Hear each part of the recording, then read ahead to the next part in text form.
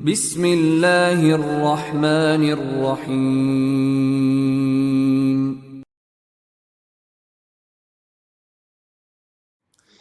Ana ucapkan Assalamualaikum warahmatullahi wabarakatuh. Innal hamdalillah nahmaduhu wa nasta'inuhu wa nastaghfiruhu wa na'udzu billahi min shururi anfusina wa min sayyiati a'malina. Man yahdihillahu fala mudilla lahu wa man yudlilhu fala hadiya lahu. Asyhadu an la ilaha illallah wahdahu la syarika lahu wa asyhadu anna Muhammadan 'abduhu wa rasuluhu la nabiyya wa la rasula ba'dahu. يا أيها الذين آمنوا اتقوا الله حق تقاته ولا تموتن إلا وأنتم مسلمون يا أيها الناس اتقوا ربكم الذي خلقكم من نفس واحدة وخلق منها زوجها وبث منهما رجالا كثيرا ونساء واتقوا الله الذي تساءلون به والأرحام إن الله كان عليكم رقيبا يا أيها الذين آمنوا اتقوا الله وقولوا قولا سديدا يصلح لكم أعمالكم ويغفر لكم ذنوبكم ومن يطع الله ورسوله فقد فاز فوزا عظيما أما بعد فإن أصدق الحديث كلام الله وخير الهدي هدي محمد صلى الله عليه وسلم وشر الأمور محدثاتها فإن كل محدثة بدعة وكل بدعة ضلالة وكل ضلالة في النار. Masyarul muslimin wal muslimat yang semoga dirahmati Allah Subhanahu wa taala. Kita memperbanyak rasa syukur kepada Allah Subhanahu wa taala atas nikmat, atas karunia, atas anugerah-anugerah yang sudah banyak Allah berikan kepada kita semua. Dari nikmat Islam, nikmat iman, kemudian nikmat kesehatan, nikmat keamanan, dan nikmat-nikmat yang lainnya yang Allah sudah curahkan kepada kita semua. Karena semua nikmat tersebut, semua anugerah tersebut datangnya dari Allah Subhanahu wa taala. Sebagaimana firman Allah Subhanahu wa taala, "Wa ma bikum min ni'matin faminallah." Dan apa-apa yang ada pada diri kalian dari nikmat-nikmat itu datangnya dari Allah Subhanahu wa taala. Nikmat berpakaian, nikmat bisa menghadiri majlis ilmu, nikmat bisa berkumpul bersama para thalabul ilmi, itulah nikmat yang besar. Maka perbanyaknya rasa syukur kepada Allah Subhanahu wa taala. Perbanyaklah rasa berterima kasih atas apa yang Allah Subhanahu wa taala berikan kepada kita. Karena tidak semua orang bisa merasakan apa yang kita rasakan. Karena tidak semua orang bisa menikmati apa yang kita nikmati pada pagi hari ini. Tak lupa kita bersolawat kepada Nabi Muhammad sallallahu alaihi wasallam, kepada seluruh keluarganya, lalu kepada para sahabatnya, para tabi'in, tabi'ut tabi'in, dan juga orang-orang yang mengikuti sunnah-sunnah Nabi sallallahu alaihi wasallam. Ikhwani fid din, a'azzanallahu wa iyyakum. Kita bersyukur kepada Allah Subhanahu wa taala karena kita berkumpul di salah satu rumah dari rumah-rumah Allah Subhanahu wa taala dalam rangka mengkaji ayat Allah, mengkaji hadis-hadis Nabi Muhammad sallallahu alaihi wasallam. Sebagaimana sabda Nabi sallallahu alaihi wasallam ketika Nabi sallallahu alaihi wasallam pernah bersabda, "Majtama'a qaumun fi baitin min buyutillahi yatluna kitaballahi wa yatadarasuna bainahum." Tidaklah sekelompok masyarakat, sekelompok kaum mereka berkumpul di rumah dari rumah-rumah Allah Subhanahu wa taala. Yatluna kitab Allah, mereka membaca ayat-ayat Allah, membaca hadis-hadis Nabi sallallahu alaihi wasallam. Kemudian kata Nabi, wa yatadarasuna bainahum, dan mereka yatadarasuna bainahum, mereka saling mempelajari, saling berusaha untuk memahami, saling berusaha untuk menelaah apa-apa yang ada di dalam ayat-ayat dan hadis-hadis Nabi SAW. Allah Subhanahu wa taala berikan keutamaan yang banyak. Apa di antaranya? Illa nazalat alaihimus sakinah. Melainkan Allah akan turunkan ketenangan kepadanya. Jadi orang-orang yang sedang berada di majlis ilmu, ini orang adalah orang-orang yang tenang. insya Allah Allah akan turunkan ketenangan kepada orang-orang yang berhadir di majlis ilmu. Tidak seperti sebagian orang yang tadi pagi saya lihat, kasihan Pak, pagi-pagi dia terkena tilang di polisi. Ini nggak tenang sudah Pak. Di jembatan mana? Di Waru itu, entah gimana ceritanya kok dia bisa ketangkep polisi. Jadi dia ketangkep polisi, ada 3-4 mobil tadi saya lihat. Wah ini mau wisata atau mungkin dia mau menghadiri majelis ilmu tapi ketilang polisi. Atau mungkin dia mau berwisata tetapi apa? Ditilang polisi, ya. Nah, ini nggak tenang sudah. SIM-nya diambil, ya.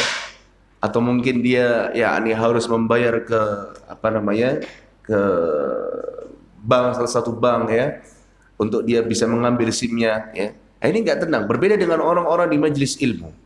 Allah turunkan ketenangan kepada mereka. Kemudian kata Nabi SAW mengatakan, wa ghasyyathumur rahmatu wa haffat bihimul malaika. Kasih sayang Allah Subhanahu wa taala meliputi mereka dan begitu pula yakni para malaikat akan mengitari mereka. Dan kata Nabi SAW yang terakhir, wa dzakarahumullahu fiman indahu, dan para malaikat akan menyebut nama mereka dari Allah Subhanahu wa taala. Jadi orang-orang yang ada di majelis ilmu itu Allah Subhanahu wa taala turunkan ketenangan kepada mereka. Dengan membaca ayat-ayat Allah, membaca hadis-hadis Nabi sallallahu alaihi wasallam, kemudian dijelaskan oleh guru yang menjelaskan dari ustadz, kiai, masyayikh, ya. Maka akan ada ketenangan di hati mereka. Mereka akan mendapatkan petunjuk dari apa yang sebelumnya mereka tidak mengetahuinya. Mereka akan mendapatkan hidayah dari hal-hal yang sebelumnya mereka buta untuk apa? Untuk menjalaninya. Dengan apa? Dengan kita menghadiri majelis ilmu. Maka bersyukurlah pada Allah Subhanahu wa taala di antara antum bisa menghadiri majelis ilmu. Kemudian selanjutnya kita melihat sekarang banyak kaum muslimin, bahkan seluruh manusia hampir di seluruh dunia ini, mereka diuji Allah Subhanahu wa taala dengan penyakit, ya, yang semoga Allah Subhanahu wa taala segera mengangkat penyakit ini, itu penyakit virus corona. Maka nasihat kami untuk diri kami pribadi dan kaum muslimin serta seluruh manusia, hendaknya dia bertawakal kepada Allah Subhanahu wa taala. Dia menyandarkan urusannya hanya kepada siapa? Kepada Allah Subhanahu wa taala. Dia meminta perlindungan dari penyakit berbahaya ini kepada siapa? Kepada Allah Subhanahu wa taala. Jangan serta-merta dia bergantung dengan protokol kesehatan saja. Jangan serta-merta dia menjalankan prokes yang ketat lalu dia merasa aman dari musibah ini, tidak. Tapi dia bergantung kepada Allah Subhanahu wa taala, ini yang pertama. Karena dengan bergantung kepada Allah Subhanahu wa taala, maka Allah Subhanahu wa taala akan cukupi dia. Kata Allah Taala berfirman, "Wa may yatawakkal 'ala Allahi fahuwa hasbuh." Barang siapa yang bertawakal hanya kepada Allah, maka Allah Subhanahu wa taala akan mencukupi dia. Allah akan menjaga dirinya dari apa? Dari penyakit-penyakit yang berbahaya. Kalaupun toh Allah Subhanahu wa taala takdirkan dia terkena penyakit berbahaya ini, maka dia pun hanya meminta pertolongan kepada Allah untuk disembuhkan hanya kepada Allah Subhanahu wa taala.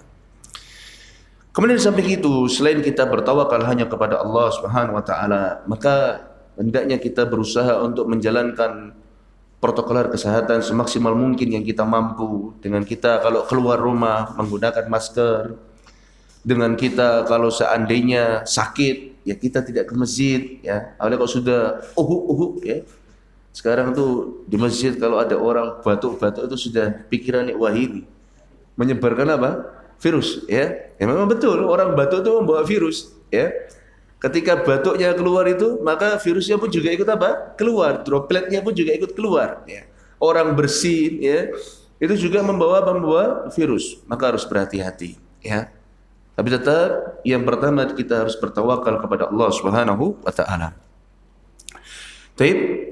InsyaAllah pada hari ini kita akan membahas satu buku kecil, ya, tapi syarat manfaat yang penuh dengan manfaat, yaitu di dalam masalah bagi orang tua ketika mereka mendidik anak mereka masing-masing, yang ditulis oleh Ustadz Muhammad Nur Yasin Zain hafizahullah ta'ala. Ini buku kecil yang insyaAllah syarat faedah, penuh dengan yakni dalil, penuh dengan hal-hal yang bisa kita sedikit tambahkan, ya. Karena di dalam buku kecil ini kita berusaha untuk mencari panduan agar kita benar di dalam mendidik anak-anak kita. Kemudian selanjutnya, ketika saya berdiri di sini atau duduk di sini di hadapan panjenengan semua, bukan berarti saya adalah orang yang sudah sukses mendidik anak-anak. Apalagi di hadapan saya ini ada bapak-bapak, ya, yang lebih senior daripada saya, yang anaknya pun juga sudah lebih besar daripada saya, yang anaknya insya Allah sudah lebih sukses daripada saya. Maka ketika saya berbicara di sini bukan berarti saya adalah orang yang terbaik, tidak. Ketika saya berada di hadapan panjenengan ini bukan berarti saya adalah orang yang sudah sukses, tidak. Tapi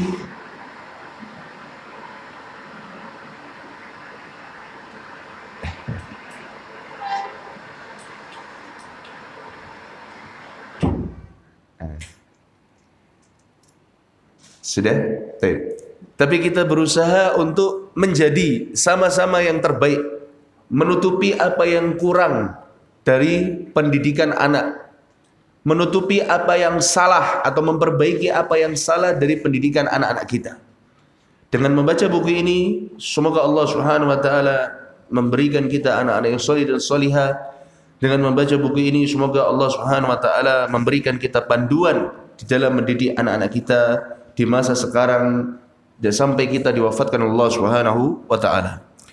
Baik, saya ingin di antara antum membaca poin per poin, ya. Ada mic, sudah ada mic-nya. Dibaca mulai dari halaman 1 terlebih dahulu, yaitu muqaddimah yang beliau tuliskan, sampai di halaman 6. Cukup panjang, ya. Semoga antum bersabar di dalam membacanya. Baik, tafadhol yang membaca. Mulai dari halaman 1 sampai halaman 6. Bismillahirrahmanirrahim. Nah, 11 kiat mendidik anak. Bismillahirrahmanirrahim. Allah Subhanahu wa taala berfirman. Stop.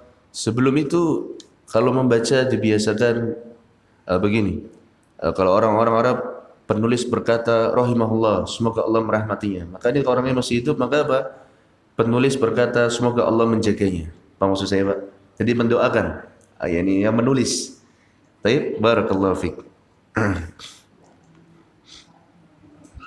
Allah Subhanahu wa taala berfirman, Innama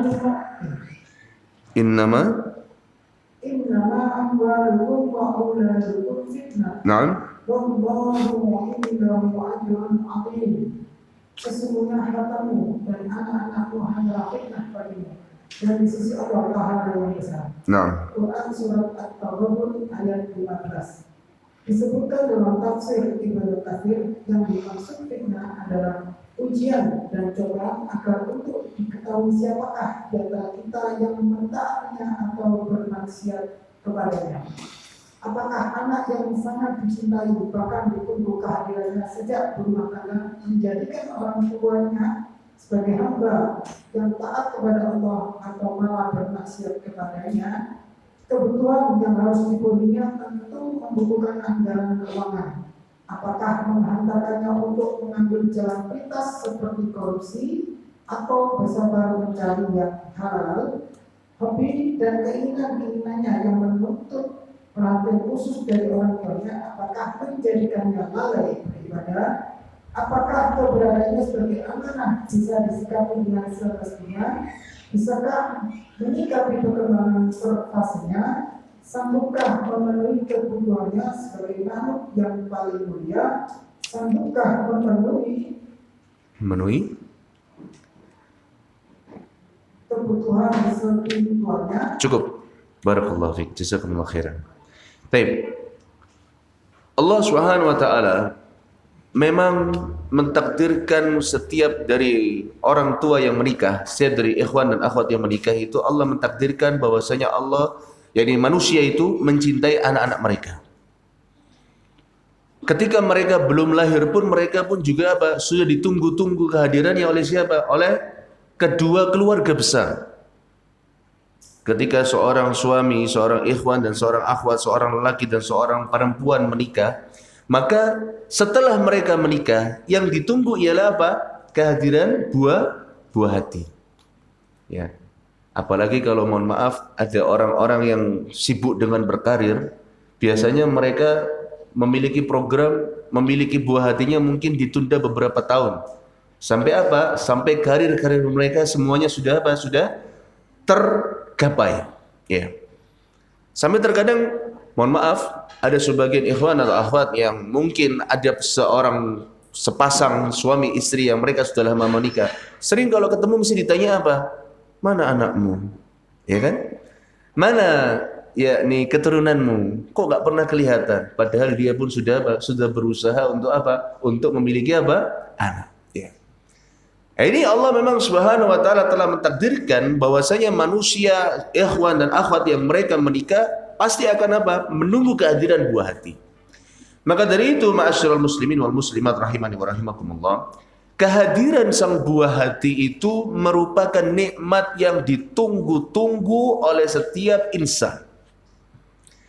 Bahkan mohon maaf, ada sepasang suami istri yang saya jumpai yang mereka ingin mengadopsi anak karena mereka hanya memiliki satu anak saja.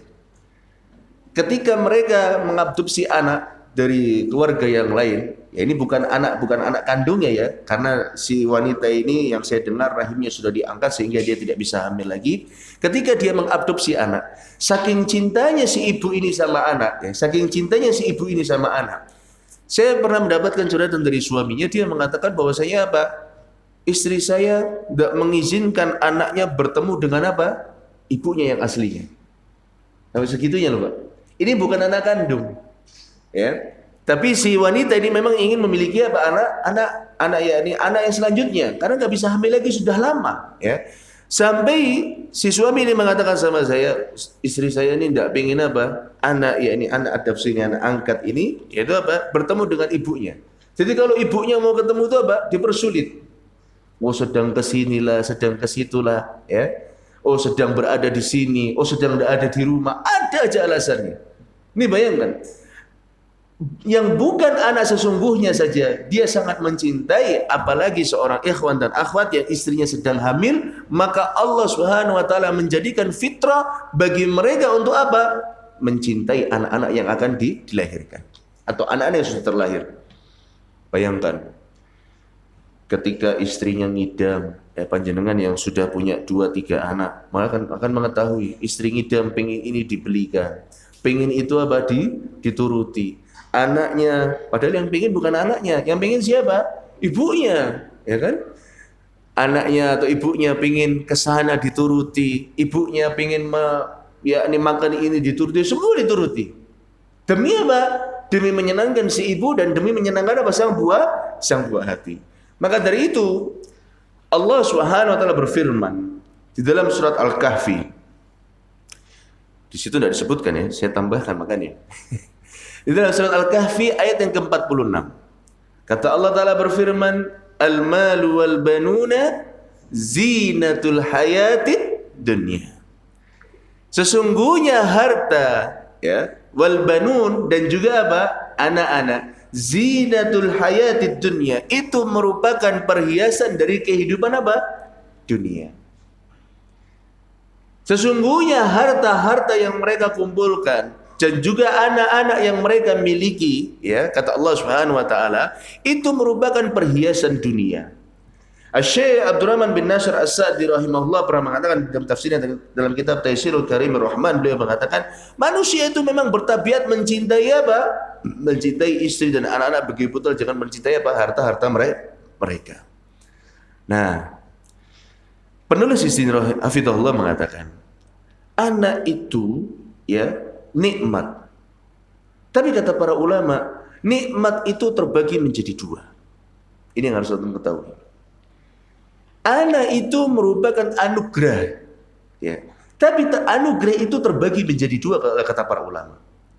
Anak itu merupakan kenikmatan yang Allah takdirkan kepada setiap laki dan perempuan yang memang dia bisa memiliki anak.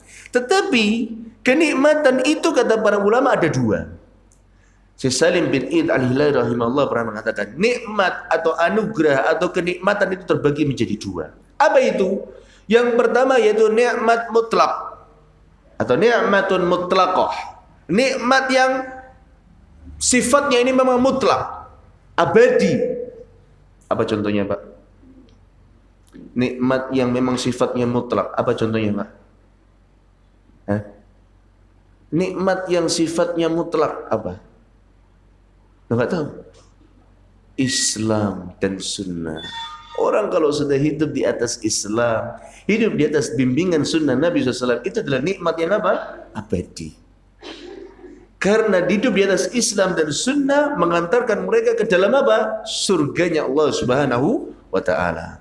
Nah, akan tetapi kata para ulama di antara Syekh Salim bin Id Al-Hilali rahimahullah taala, beliau mengatakan ada nikmat yang kedua. Ada nikmat yang sifatnya yaitu apa? Muqayyadah. Yaitu yang sifatnya relatif. Sifatnya apa? Relatif. Nikmat ini terkadang bisa mengantarkan kepada kebaikan dan nikmat ini juga terkadang bisa mengantarkan kepada apa? Keburukan. Nikmat ini terkadang bisa mengantarkan kepada kita untuk mendapatkan nikmat-nikmat yang lain, tapi nikmat ini juga terkadang mengantarkan kita untuk mendapatkan apa? Musibah-musibah yang lain. Makanya kata Ustaz Muhammad Nur Yasin hafizahullah taala, beliau mengatakan di sini, beliau langsung membuka dengan satu ayat dalam surat At-Taghabun ayat yang ke-15. Kata Allah taala berfirman, innama amwalukum wa auladukum fitnah wallahu indahu ajrun azim. Sesungguhnya ya, harta-harta yang kalian miliki, harta-harta yang kalian kumpulkan dan juga anak-anak yang kalian miliki, apa kata Allah Ta'ala mengatakan? Fitnah. Bisa menjadi apa? Fitnah. Wallahu indahu ajrun azim. Dan di sisi Allah Subhanahu wa Ta'ala pahala yang besar. Lihat, kata Allah di sini mengatakan, anak-anak dan juga harta-harta itu bisa menjadi apa? Fitnah. Maka dari itu sungguh benar kata Syekh Salim bin Id Al-Hilali rahimahullah ketika mengatakan ada nikmat yang kedua yaitu nikmat yang sifatnya apa? Relatif, seperti kesehatan, seperti apa? Harta, seperti anak-anak, seperti apa? Keamanan, ya. Relatif sifatnya. Terkadang kesehatan yang kita miliki kita gunakan dalam ketaatan kepada Allah Subhanahu wa Ta'ala. Terkadang pula kesehatan yang kita miliki kita pergunakan apa? Dalam rangka kemaksiatan kepada Allah Subhanahu wa Ta'ala. Ini nikmat. Terkadang keamanan yang Allah Subhanahu wa Ta'ala berikan kepada kita, kita pergunakan dalam rangka menjalankan ketaatan-ketaatan kepada Allah Subhanahu wa Ta'ala.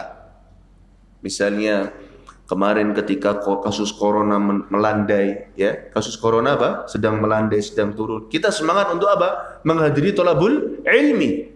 Ya. Ini keamanan, Pak. Oh, negeri sudah aman, bebas sudah keluar. Silahkan yang sudah apa? Sudah vaksin, yang sudah ini silahkan bepergian, silahkan berjalan-jalan. Ya. Begitu pula anak-anak kita. Anak-anak kita Allah Subhanahu wa Ta'ala sifatkan bahwasanya anak-anak itu bisa menjadi fitnah. Apa disebutkan dalam tafsir Ibnu Katsir rahimahullah, dalam tafsirnya, yakni tafsir Ibnu Katsir mengatakan yang dimaksud fitnah adalah ujian dan cobaan. Jadi dengan anak-anak itu Allah Subhanahu wa Ta'ala menguji seorang ayah dan seorang ibu dan seorang yakni anggota keluarganya. Diuji apakah dengan kehadiran sang anak tadi seorang ayah dan ibu semakin mentaati Allah Subhanahu wa Ta'ala, ataukah dengan kehadiran sang anak tadi, jadi nikmat ini yang Allah berikan kepada dia bisa membuat manusia apa? Lalai dari beribadah kepada siapa? Kepada Allah Subhanahu wa Ta'ala. Karena memang sifat dari nikmat anak itu sifatnya apa? Relatif atau muqayyad. Tidak mutlak. Ya, tidak apa? Tidak mutlak. Maka dari itu, Pak, di dalam surat yang lain sama, masih di dalam surat At-Taghabun ayat yang ke-14, Allah Subhanahu wa Ta'ala memperingatkan manusia bahwasanya dari harta-harta yang kita kumpulkan dan dari anak-anak yang kita miliki ini bisa menjadi musuh bagi orang tua. harta-harta yang kita miliki dan anak-anak yang kita miliki ini bisa menjadi bumerang bagi manusia, bagi orang tua yang itu sendiri. Kata Allah Ta'ala berfirman dalam surat At-Taghabun ayat ke-14, Ya ayyuhalladzina amanu inna min azwajikum wa auladikum aduwwan lakum fahdharuhum. Apa kata Allah? Wahai orang-orang yang beriman, inna min azwajikum, sesungguhnya dari istri-istri kalian, wa auladikum, dan dari anak-anak kalian, aduwwan lakum, itu ada di antara mereka yang akan menjadi apa? Musuh bagi kalian. Fahdharuhum, maka berhati-hatilah terhadap apa? Mereka. Nah, jadi di dalam surat At-Taghabun sendiri, dalam surat At-Taghabun ayat yang ke-14 sampai ayat yang ke-15, Allah sudah mensifati anak-anak itu bisa menjadi apa? Bisa menjadi musuh dan juga bisa menjadi apa? Fitnah bagi siapa? Bagi kedua orang tuanya.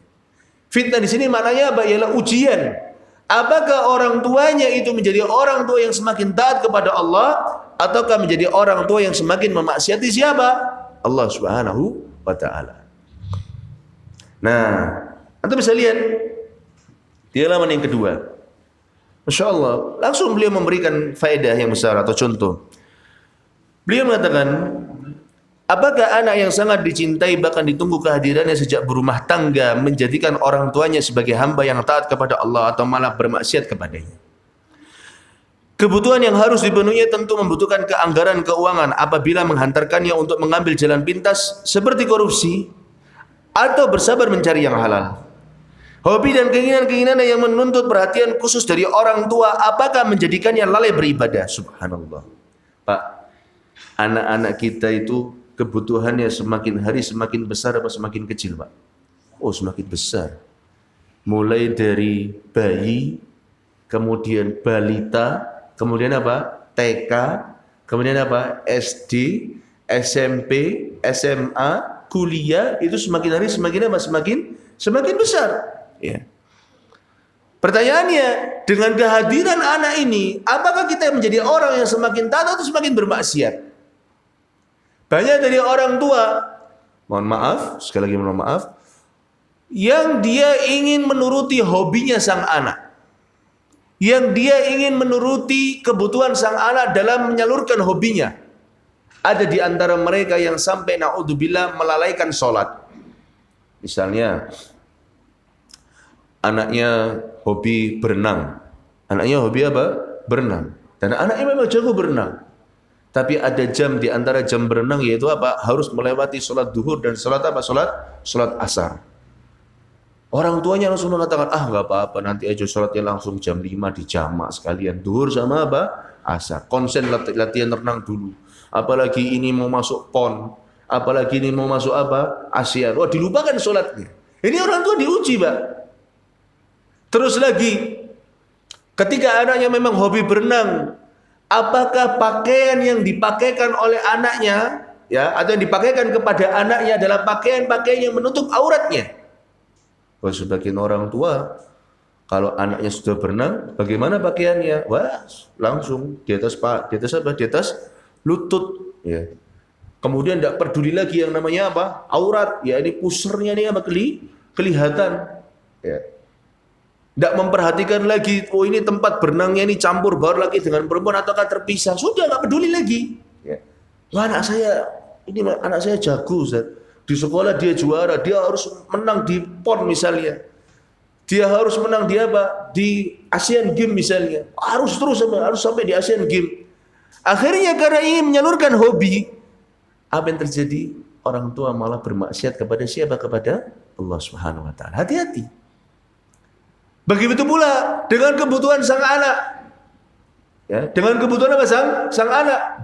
Sebagian orang tua, na'udzubillah, mereka melakukan jalan pintas untuk memenuhi kebutuhan sang anak, uang sakunya, ya bukunya, ya ya antar jemputnya misalkan, dan yang lain. Mereka melakukan jalan pintas, mereka korupsi, ya, mereka yakni mencuri uang kantor, ya, mereka memarkup, ya ini apa, belanja kebutuhan kantor sehingga nanti kelebihannya dipakai untuk apa? Untuk kebutuhan rumah tangga, terutama untuk anak-anak. Banyak orang tua demikian, tapi mereka tidak menyadari Atau misalnya mereka menerima riswah, ya ketika ayahnya kerja di kantor, ya, ketika ayahnya kerja di kantor, mereka yakni para ayah menerima riswah, menerima apa yakni apa?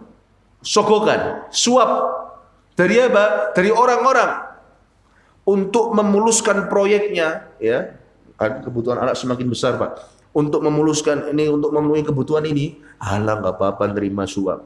Sampai saya pernah ketemu sama seseorang, ya, yang dia ini dia ini adalah yakni orang yang memutuskan tender. Jadi ada beberapa tender, dilakukan tender dari beberapa yakni customer. Dia mengatakan begini, kan keputusan kan yang penting kan saya nggak minta, saya cuma dikasih. Ya, yang ngasih saya yang besar itu yang saya loloskan. Subhanallah, sampai begitu, Pak. Ini tidak dibenarkan. Di dalam apa? Di dalam mendidik sang anak. Makanya beliau memberikan contoh kebutuhan-kebutuhan yang harus dipenuhi tentu membutuhkan apa? Anggaran. Maka sebagai orang tua, apakah dia mengambil jalan pintas untuk memenuhi kebutuhan tersebut atau apa? Atau dia bersabar mencari yang halal. Kemudian dia mengatakan juga, hobi dan keinginan-keinginan yang menuntut perhatian khusus dari orang tuanya, apakah menjadikannya lalai beribadah kepada Allah Subhanahu wa taala? Apakah keberadaannya sebagai amanah bisa disikapi dengan semestinya? Ketahuilah bahwasanya anak-anak itu adalah amanah bagi kita, yang harus kita emban. Anak-anak ini adalah apa? Adalah amanah yang harus benar-benar kita laksanakan dengan baik. Jangan sampai sebagai orang tua salah dalam mendidik anak-anak mereka. Jangan sampai kita sebagai orang tua keliru dalam apa? Dalam mendidik anak-anak kita sendiri. Maka dari itu kata Allah Subhanahu wa taala berfirman di dalam sebuah ayat yang lain, ya. Di antara maksud yakni Allah Subhanahu wa taala menjadikan, atau di antara maksud bahwasanya anak itu menjadi musuh bagi orang tua, sekali lagi di dalam surat At-Taghabun tadi ketika Allah taala berfirman, ya ayyuhalladzina amanu inna min azwajikum wa auladikum aduwwan lakum fahdharuhum. Ketika Allah mengatakan, surat At-Taghabun mengatakan bahwasanya ada dari istri-istri kalian dan anak-anak kalian nanti yang kelak akan menjadi apa? Musuh bagi kalian. Apa maksud musuh dari ini? Apa maksud musuh antara orang tua dengan anak? Siapa yang tahu? Di antaranya ialah anak tersebut bisa melalaikan orang tuanya dari apa? Dari ketaatan kepada Allah Subhanahu wa taala. Dan ini dijelaskan dalam firman Allah Subhanahu wa taala di dalam surat Al-Munafiqun ayat yang ke-9. Dalam surat apa? Dalam surat Al-Munafiqun ayat yang ke-9. Ketika Allah menerangkan bahwasanya anak-anak ini bentuk permusuhannya kepada orang tuanya di antaranya apa? Melalaikan orang tuanya dari ketaatan kepada Allah taala. Allah taala berfirman, ya ayyuhalladzina amanu la tulhikum amwalukum wala auladukum an dzikrillah. Kata Allah taala berfirman, wahai orang-orang yang beriman, la tulhikum amwalukum, jangan sampai harta-harta yang kalian miliki, ya, dan juga anak-anak yang kalian miliki. Tulhikum, la tulhikum, jangan sampai harta dan anak-anak yang kita punya menjadikan kita lalai dari apa? An dzikrillah, dari mengingat apa? Allah Subhanahu wa taala. Banyak, Pak, demi kebutuhan sang anak orang lupa kepada siapa? Allah Subhanahu wa taala. Sering, Pak, kita mendapati orang tua yang dia menjemput anaknya, Pak. Banyak, Pak, orang tua yang menjemput anaknya, yang dimana jamnya itu jam pulang sekolahnya mepet dengan jam waktu apa? Zuhur. Orang tuanya tidak sholat, Pak. Orang tuanya apa? Tidak sholat. Demi apa? Nunggu anak-anaknya keluar dari ruangan ke kelas. Padahal kan ini perkara yang ini teknikal. Kalau seandainya ada orang tua atau seandainya ada wali murid yang belum menjemput, maka kita sebagai wali murid, sebagai wali kelas mengatakan apa? Jangan keluar ke kelas. Ya. Banyak, Pak, anak-anak, bahkan di sekolah-sekolah Islam kami melihat ada orang tua, mohon maaf, ketika anaknya outbound, yakni keluar dari sekolah melakukan kegiatan outing class, ya, kemungkinan datangnya itu antara maghrib sampai apa? Isya. Ya. Dan ketika azan Isya muncul, ketika azan Isya dikumandangkan, ini para orang tua tidak melaksanakan apa? Sholat. Padahal bisnya yang anak-anaknya sedang outing kelas itu belum datang. Sampai selesai sholat pun bisnya juga apa? Belum datang. Loh, saking cintanya sama anaknya, Pak. Mungkin dia berpikiran khawatir nanti kalau dia turun bis, dia melihat apa? Orang tuanya belum apa? Menjemput. Dia berpikir bahwasanya nanti kalau dia turun bis, ya ini orang tuanya belum datang, nanti nangis-nangis. Sampai segitunya khawatirnya. Dia melalaikan apa? Sholat. Loh, ini ujian di antara ujian bagi orang tua dari anak-anaknya itu apa? Jangan sampai anak-anak kita itu membuat kita lalai dari mengingat apa? Allah Subhanahu wa taala. Maka Allah telah berfirman, ya ayyuhalladzina amanu la tulhikum amwalukum wala auladukum an dzikrillah. Wahai para orang tua, wahai orang beriman, janganlah yakni harta-harta yang kalian punya, janganlah anak-anak yang kalian miliki melalaikan kalian dari mengingat Allah Subhanahu wa taala. Dan Allah Subhanahu wa taala berfirman, "Wa may yaf'al dzalika fa ulaika humul khasirun." Dan barang siapa yang melakukan hal demikian, yakni memiliki anak, memiliki harta tapi sampai lalai mengingat Allah Subhanahu wa taala, faulaika humul khasirun, maka mereka akan jadi orang yang merugi. Banyak, Pak. Sering kita mendapati anak-anak kita ini justru melalaikan kita dari apa? Dari mengingat Allah Subhanahu wa taala. Kita ajak mereka ke pantai, anak-anak pengen ke pantai, ayo kita pergi ke pantai. Tapi ketika datang waktu zuhur, apa yang terjadi? Kita tidak sholat. Padahal misalnya ke Pantai Kenjeran, Pak ya. Karena kalau Pantai Kenjeran itu bukan apa? Bukan jarak safar. Berbeda kalau misalkan panjenengan kemana? Ke pantai di Malang Selatan, ya. Pantai di Papua, di Jember sana misalkan, ya. Itu jarak safar. Anda boleh apa? Menjamak dan boleh juga mengkosor. Tapi kalau main di Kenjeran, sebagian orang tua apa? Ketika datang waktu sholat mereka tidak sholat, main terus. Sampai datang waktu asar juga apa? Main terus. Ketika mau pulang, ya ketika sudah pulang baca sholatil asar, dia mau ke masjid, masjidnya kebak. Bingung dia nyari masjid. Akhirnya sampai rumah sudah maghrib. Ya. Tidak sholat mereka. Demi apa? Menyenangkan anak-anak mereka. Ini ujian dari apa? Dari bentuk ujian seorang anak kepada orang tuanya, yaitu apa? Apakah anaknya ini akan melalaikan orang tuanya dari mengingat Allah Subhanahu wa taala? Maka dari itu ma'asyiral muslimin wal muslimat, di sini disebutkan, apakah keberadaannya sebagai amanah bisa disikapi dengan semestinya? Bisakah menyikapi perkembangan per fasenya? Sanggupkah memenuhi kebutuhannya sebagai makhluk yang paling mulia? Sanggupkah kita memenuhi kebutuhan spiritualnya? Fase per fase ada itu kita harus tahu. Kapan dia masuk fase belum tamyiz? Kapan dia masuk fase apa? Tamyiz. Kapan dia masuk fase apa? Baligh. Kapan dia masuk fase apa? Remaja. Kapan dia masuk fase apa? Dewasa. Ini orang tua harus tahu semua.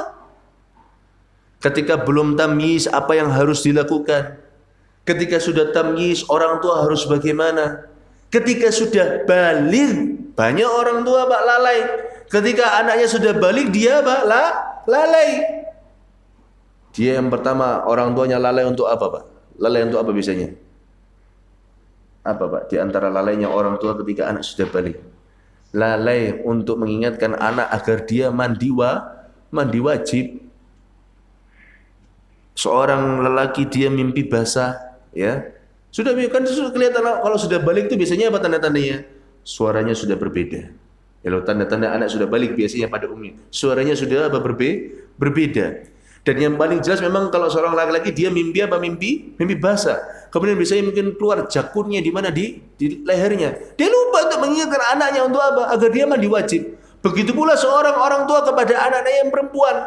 Ketika anaknya sudah datang bulan dia apa? Lalai. Kamu sudah mandi wajib belum? Belum. Terus.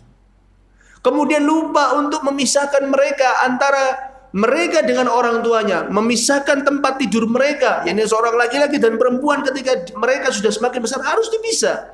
Dan ini diajarkan di dalam Al-Qur'an, di dalam hadis Nabi SAW. Wa farriqu bainahum fil madaji. Dan pisahlah di antara mereka dari kasur-kasur mereka. Dipisah, diajarkan. Baik orang tua kepada anaknya, baik anak kepada anak. Misalnya seorang laki-laki dengan seorang anak perempuan dipisah. Diajarkan dalam Al-Quran atau dalam hadis Nabi SAW. Tapi apa yang terjadi? Banyak dari kita lalai. Untuk fase-fase ini kita lupa. Maka dari itu, anak itu adalah amanah. Dan setiap orang yang mengemban amanah, yakni orang tua, ayah dan ibu, mereka akan dimintai pertanggungjawaban. Saya sebagai seorang lelaki, sebagai seorang suami, sebagai seorang kepala rumah tangga, begitulah panjenengan sebagai seorang suami, sebagai seorang lelaki, sebagai seorang kepala rumah tangga atau calon suami, calon kepala rumah tangga. Kelak ketika memiliki anak atau ketika sekarang sudah memiliki anak, sama-sama nanti kelak akan dimintai pertanggungjawaban di hadapan siapa? Di hadapan Allah Subhanahu wa taala. Dalam sebuah hadis yang diriwayatkan oleh Imam Bukhari, Nabi Muhammad sallallahu alaihi wasallam pernah bersabda, hadis yang masyhur kita insyaallah sering dengar.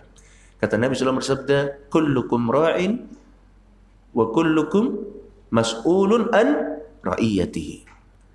Setiap di antara kalian atau setiap kalian adalah pemimpin, pemelihara. Dan setiap pemimpin, setiap orang yang memelihara, setiap orang yang menguasai sesuatu akan dimintai pertanggungjawaban atas apa? Atas apa yang dipimpinnya atau atas apa rakyatnya. Anggotanya akan dimintai. Kita akan dimintai pertanggungjawaban atas rakyat yang kita pimpin. Kata Nabi SAW mengatakan, wal amiru ra'in. Seorang raja, seorang pemimpin, dia adalah pemimpin, penguasa. Dan akan dimintai pertanggungjawaban. Warrajulu ra'in ala ahli baitihi. Seorang kepala rumah tangga, seorang lelaki, dia adalah pemimpin bagi siapa? Bagi keluarga yang ada di rumahnya.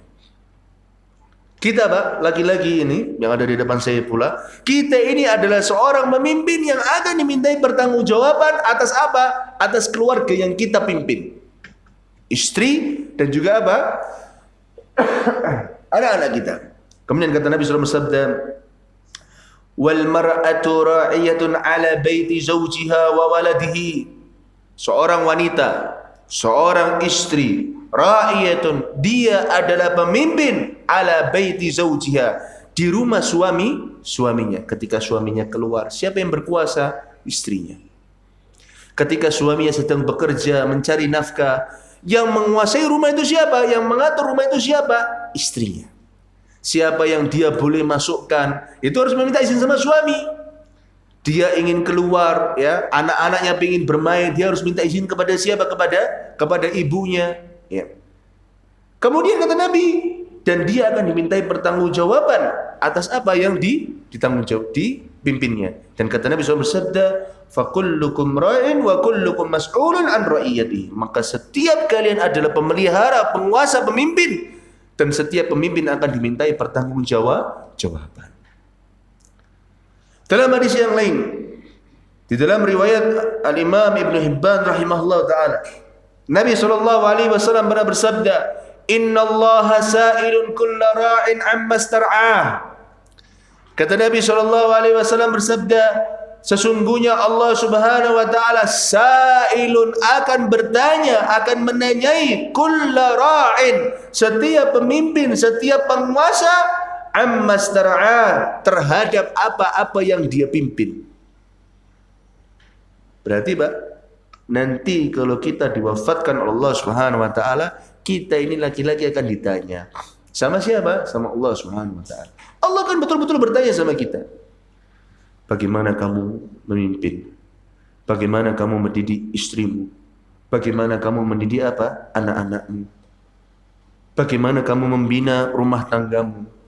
Bagaimana kamu mengajari anak-anak dan istri-istrimu? Ditanya betul. Innallaha sa'ilun, Allah akan benar-benar bertanya. Kullu ra'in, setiap pemimpin, begitu wanita akan ditanya oleh Allah Subhanahu wa taala.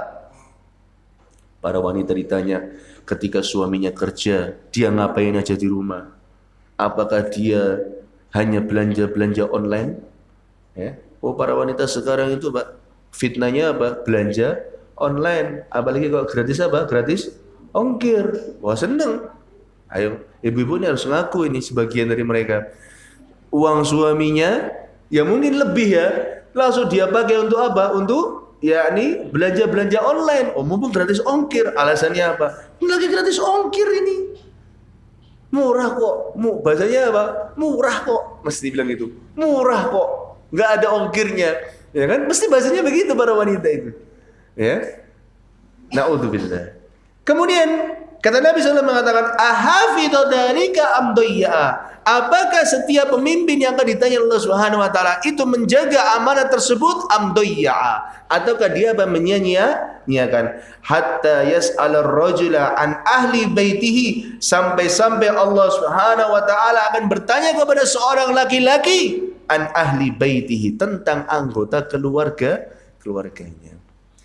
Jadi wahai para lelaki, ini termasuk saya pribadi dan yang ada di hadapan saya, ketahuilah, istri dan anak-anak yang kita bimbing, anak-anak yang berada di bawah kekuasaan kita, ini adalah amanat yang kelak akan dimintai pertanggungjawaban di hadapan siapa?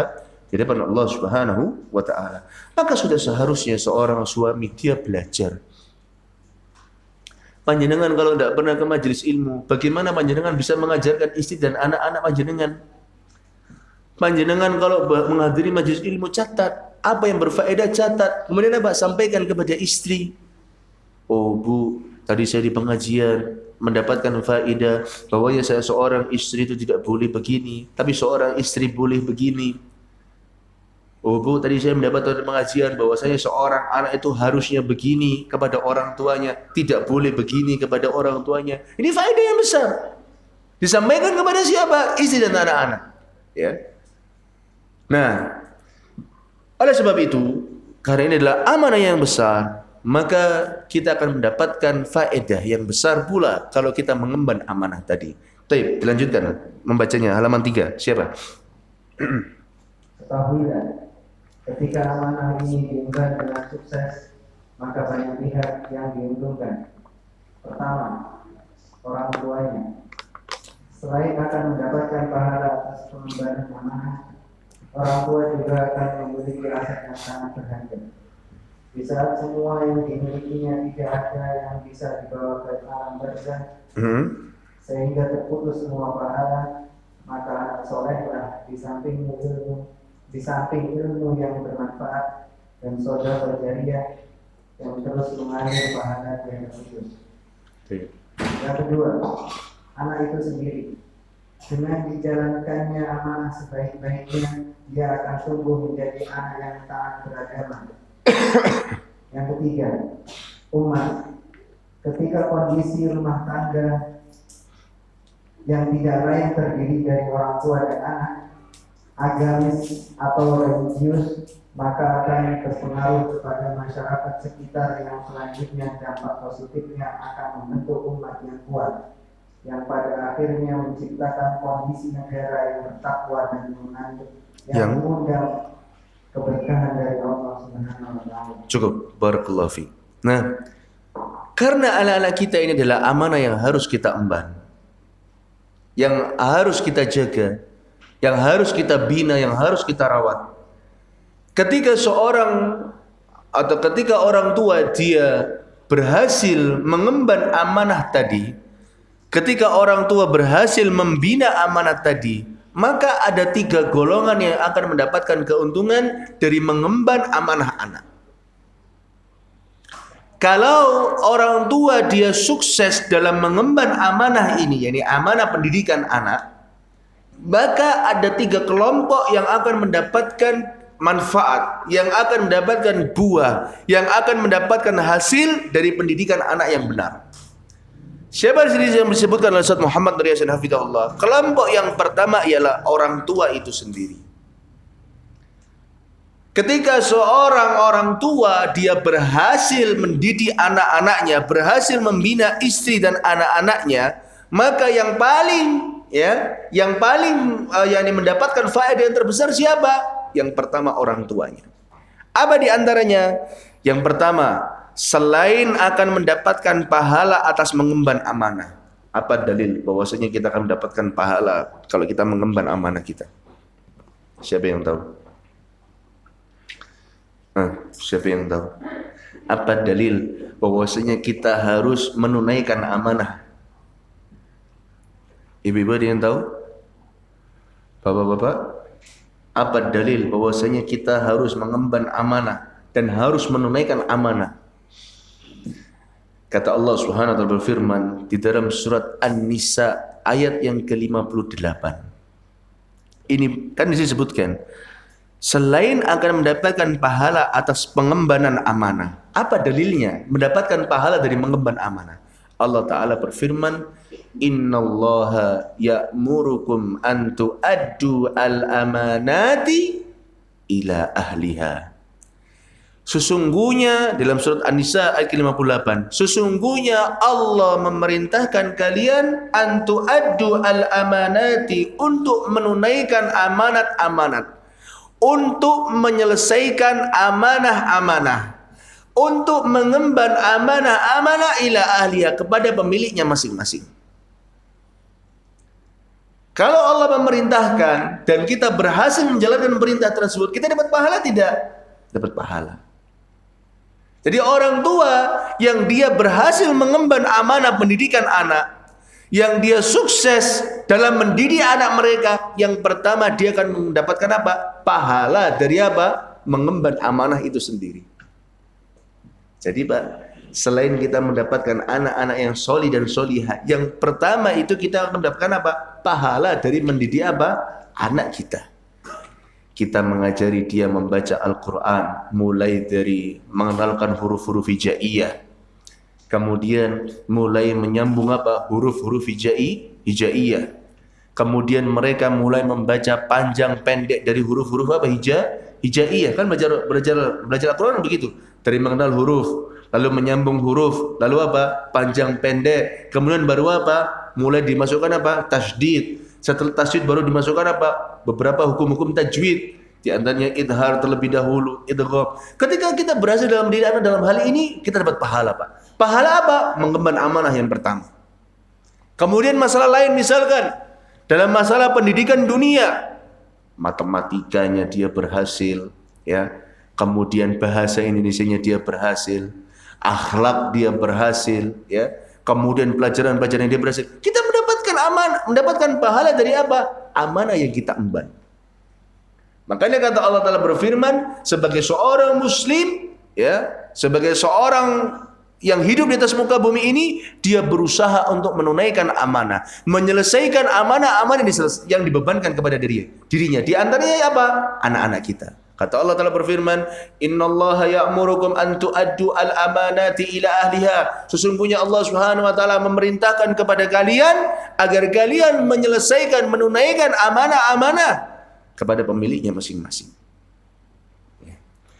Kemudian selanjutnya di sini disebutkan, orang tua juga akan memiliki aset yang sangat berharga di saat semua yang dimilikinya tidak ada yang bisa dibawa ke alam barzakh, sehingga terputus semua pahala. Maka anak solihlah di samping ilmu yang bermanfaat dan sedekah jariyah yang terus mengalirkan pahala tiada putus. Ketika kita berhasil mendidik anak-anak kita di atas agama yang benar, di atas akidah yang sahihah, di atas akhlak yang lurus, di atas perangai yang luhur, maka kita akan mendapatkan aset yang berharga, yaitu apa? Anak-anak yang solih, yang senantiasa mendoakan apa? Orang tua. Itu kita. Bukankah kata Allah Ta'ala berfirman dalam sebuah ayat, Yauma la yanfa'u malun wala banun. Nanti ada di mana hari enggak akan bermanfaat harta dan anak-anak. Ya. Tapi Allah di dalam hadis Nabi SAW mengatakan bahwasanya ada hal-hal yang menjadikan kita akan tetap mendapatkan pahala meskipun kita sudah mati. Ada beberapa amalan-amalan yang dilakukan manusia meskipun dia sudah mati, tetapi orang itu akan tetap mendapatkan pahala atas apa yang telah diusahakannya ketika di dunia. Di dalam sebuah hadis yang diriwayatkan oleh Imam Al-Bazzar, Nabi Muhammad SAW pernah bersabda, Sab'un yajri lil 'abdi ajruhunna wa huwa fi qabrihi ba'da mautihi.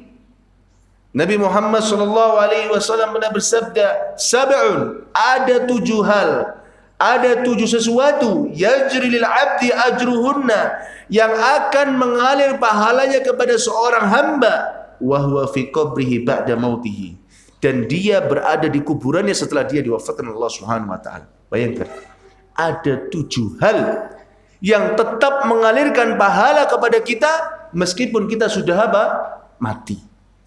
Meskipun kita sudah wafat, namun ada 7 hal yang bisa mendatangkan pahala bagi kita. Apa kata Nabi SAW? Yang pertama, man 'allama ilman. 7 hal yang pertama yaitu apa? Barang siapa yang mengajarkan apa?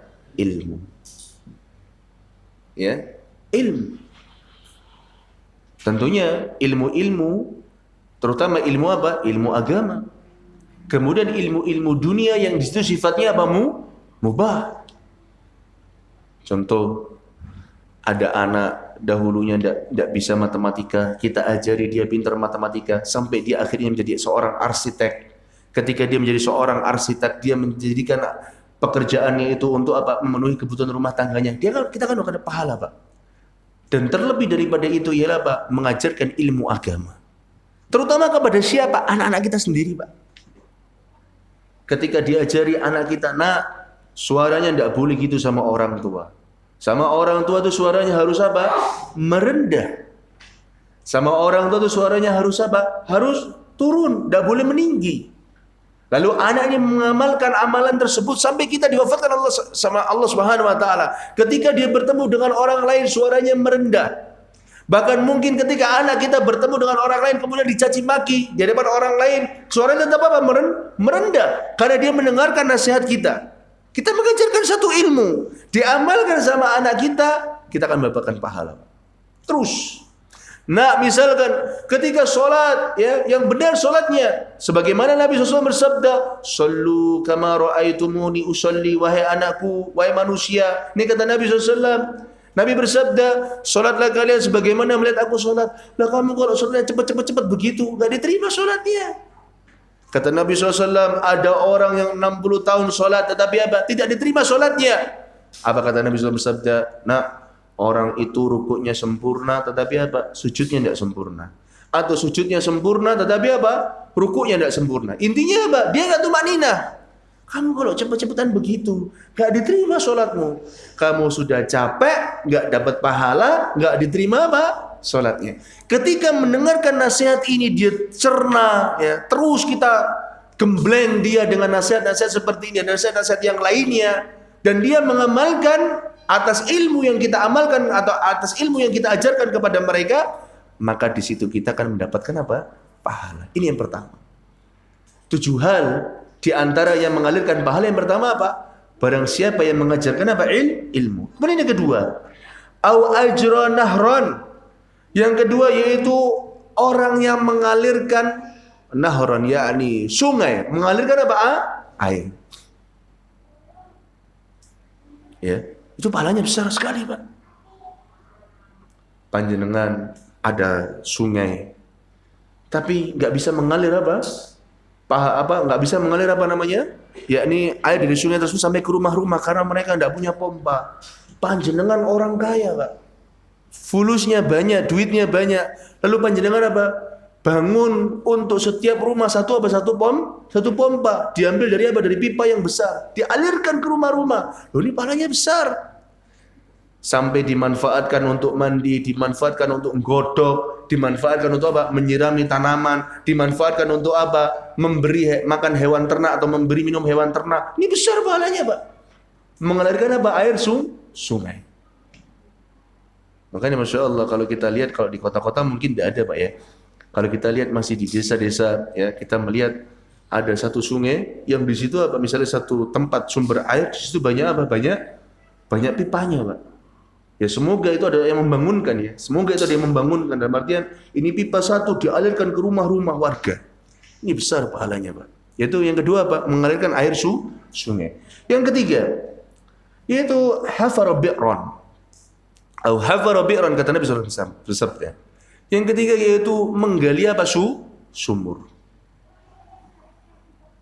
Sama seperti mengalirkan air sungai. Menggali sumur ketika dimanfaatkan untuk orang lain, maka ini pun juga akan menghadirkan apa? Pahala bagi orang yang sudah meninggal. Kemudian selanjutnya, ma'asyiral muslimin rahimani wa rahimakumullah, di antara 7 hal yang mendatangkan pahala yaitu al-barasa nakhlan. Yang keempat yaitu menanam pohon kurma. Jadi menanam pohon kurma lalu dimanfaatkan buah kurmanya sama orang-orang, ya. Ini juga mendapatkan pahala kita di sisi Allah Subhanahu wa taala. Au bana masjidan, membangun masjid. Ini pahalanya juga besar. Ini masjid GPI, Pak. GPI ini kan membutuhkan apa? Perluasan kalau tidak salah ya. Yang punya fulus banyak, bangun. Sudah bangun diwakafkan untuk GPI misalnya. Misalnya secara sembunyi-sembunyi ketemui ketua takmirnya, misalnya di antara jenengan. Pak, berapa kekurangan biaya? Oh, berapa kurang biaya? Masih berapa? 300, 400 juta, 500 juta. Misalnya panjenengan ada datang, Pak, ini saya ada 500 juta, sudah. Tolong jangan beritahu kepada siapapun. Sudah, ini untuk bangun GPI, saya ikhlas, saya sedekah. Wah, besar Pak pahalanya, Pak. Selama dipakai sholat orang tersebut di masjid GPI itu, panjenengan akan mendapatkan apa? Pahalanya. Tangan mati, gak akan terputus. Panjenengan sudah mati, oh ini perluasan yang dilakukan oleh Bapak Fulan, tapi disembunyikan kan? Karena panjenengan mengharap keikhlasan di sisi Allah Subhanahu wa taala, mengharap pahala ikhlas di sisi Allah Subhanahu wa taala. Agar panjenengan tidak riya, agar panjenengan tidak sum'ah. Panjenengan sembunyikan antara panjenengan dan ketua takmir. Hanya ketua takmir dan Allah sama panjenengan yang tahu misalkan. Dibangun masjid itu, dipakai sholat, dipakai kajian, dipakai untuk menghafal hadis, dipakai untuk belajar TPQ, dipakai untuk apa? Belajar Al-Quran. Betapa besar pahala yang panjenengan dapat. Sebagian orang kalau nyumbang ke masjid pinginnya apa? Ditulis namanya Bapak Fulan, sekitar 100 juta. Senang namanya disebut-sebut. Ya. Padahal itu bisa menghancurkan apa? Pahala yang kita atau sedekah yang kita berikan. Kemudian selanjutnya, ini yang kelima, yang keenam. Yang keenam yaitu awarratha mushafan. Yaitu orang yang meninggalkan apa? Mushaf. Misalnya di masjid mana, Pak, tidak ada mushafnya. Taruh mushaf di situ. Tapi bukan hanya taruh sekedar taruh mushaf, Pak. Kalau bisa taruh apa? Guru mengaji di situ. Ya. Kita itu kalau punya program, ya misalnya kita membuat program itu yang jelas. Ini orang tidak bisa baca Quran di sini. Jangan cuma ditinggali mushafnya toh, tapi diajari apa? Membacanya juga. Misalnya di kampung-kampung, di pelosok-pelosok, ya. Ini nggak bisa baca Quran, belum bisa baca yakni huruf-huruf dalam Al-Quran. Taruh mushaf di situ, ya. Kemudian apa? Taruh guru ngajinya juga di situ. Untuk apa? Agar mereka bisa membaca ayat Allah dan hadis Nabi Sallallahu Alaihi Wasallam. Dan yang terakhir kata Nabi SAW mengatakan, lihat, di antara hal yang bisa mendatangkan pahala bagi orang yang sudah meninggal, apa kata Nabi SAW mengatakan? Au taraka waladan yastaghfir lahu ba'da mautihi, yaitu orang tua yang meninggalkan seorang anak yastaghfiru ba'da mautihi, yang dia senantiasa memohonkan ampun untuk apa? Untuk orang tuanya setelah dia diwafatkan. Panjenengan kalau sudah mati, kita kalau sudah mati, Pak, yang dibutuhkan cuma satu. Doa dari orang-orang yang masih apa? Hidup. Siapa sih, Pak, yang paling mengingat kita setelah mati? Ialah orang yang terdekat dengan apa? Kita. Panjenengan mungkin kenal saya. Panjenengan mungkin tahu wajah saya. Tapi apakah mungkin panjenengan terus-terusan mendoakan saya? Tidak mesti. Oh, siapa Ustaz Ridho? Tidak kenal. Yang diingat siapa? Istri. Yang diingat siapa? Orang tua. Yang diingat siapa? Anak-anaknya. Tapi kalau anaknya sendiri tidak pernah memohonkan ampun kepada orang tuanya, ya, dan dia ingatnya mungkin hanya 7 hari, 14 hari, ini amalan-amalan yang bid'ah, 10 hari, 11 atau misalnya 1000 hari misalkan, hanya di situ dia ingat orang tuanya. Dia ingat tapi dia nggak memintakan ampunan. Dia hanya sekedar membuatkan makanan saja. Ini amalan-amalan bid'ah. Apakah ini yang diharapkan? Enggak. Yang diharapkan orang tua ketika dia sudah mati, anaknya apa? Senantiasa terus memohonkan ampun. Rabbana atina fid dunya hasanah, atau Rabbana ighfir lana wa liwalidina warhamhuma kama rabbayana shighara. Ya Allah, ampunilah kedua orang tua kami. warhamhuma kama rabbayana shighara, dan rahmatilah kedua orang tua kami sebagaimana kedua orang tua kami merahmati kita, berkasih sayang sama kita ketika kita masih kecil. Siapa yang senantiasa, misalnya siapa di antara kita yang orang tuanya sudah tiada, tapi ketika di perjalanan kita berdoa, Rabbana ighfir lana wa liwalidina warhamhuma kama rabbayana shighara. Siapa di antara kita yang orang tuanya misalkan sudah meninggal atau anaknya sudah meninggal, dia mendoakan anak atau orang tuanya sudah meninggal? Jarang, Pak. Jarang. Yang kita ingat siapa? Yang masih hidup, tapi yang sudah mati. Dalam hadis yang lain pula disebutkan oleh Abu Hurairah radhiyallahu taala anhu. Kata Nabi SAW bersabda, "Inna mimma yalhaqu al-mu'mina min 'amalihi wa hasanatihi ba'da mautihi ilman 'allamahu." Sesungguhnya, lihat, di antara amalan dan kebaikan yang akan menyertai, yang akan mengikuti seorang mukmin ketika dia meninggal, apa yang pertama? Kata Nabi SAW bersabda, "Ilman 'allamahu wa nasharahu." Yang pertama ialah ilmu yang dia ajarkan dan dia sebarkan. Ada 4 kalau disebutkan. Ya. Di antara amalan atau kebaikan yang akan menyertai kita setelah kita diwafatkan Allah Subhanahu wa taala, ilman 'allamahu wa nasharahu, yaitu ilmu yang diajarkan dan disebarkan. Misalnya sama anak-anak kita, Pak. Pak, ilmu itu luas, Pak, ya. Selain ilmu agama juga ilmu-ilmu yang lain, misalnya di jalan tol. Kita bilang sama anak-anak kita, "Nak, kita itu harus taat sama waliul amr." Taat sama apa? Pemimpin kaum muslimin. Di tol, kecepatan berapa maksimal, Pak? 100. Bilang sama anak kita, "Nak, 100, nak." Bunyi lagi.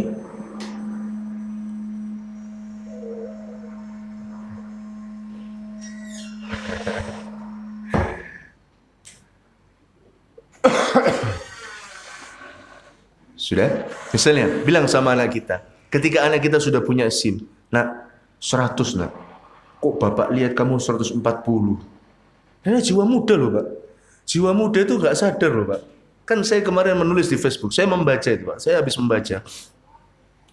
Orang kalau menyetir di tol, ketika dia kecepatan 120 km per jam, itu dalam 1 detik dia bisa melibas 33 meter. Jadi kecepatan 120 km per jam. 1 detik itu dia bisa melibas apa? 33 meter. Bisa tulis, saya baca itu.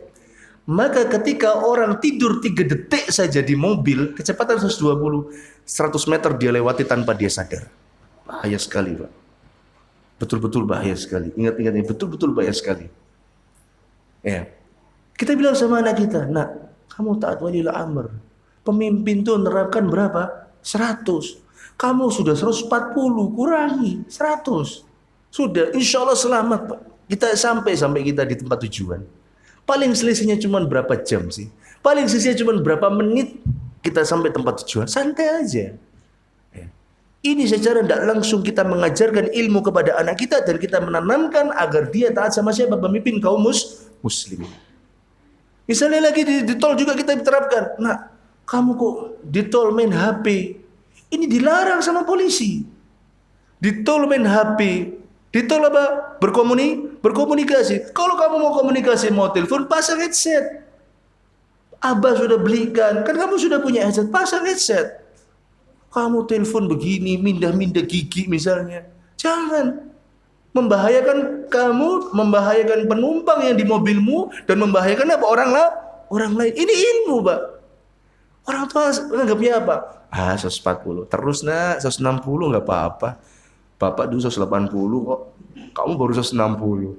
Terus sebagai orang tua begitu, Pak. Ya, kamu baru 160. Bapak dulu 180. Mobilnya nggak begini.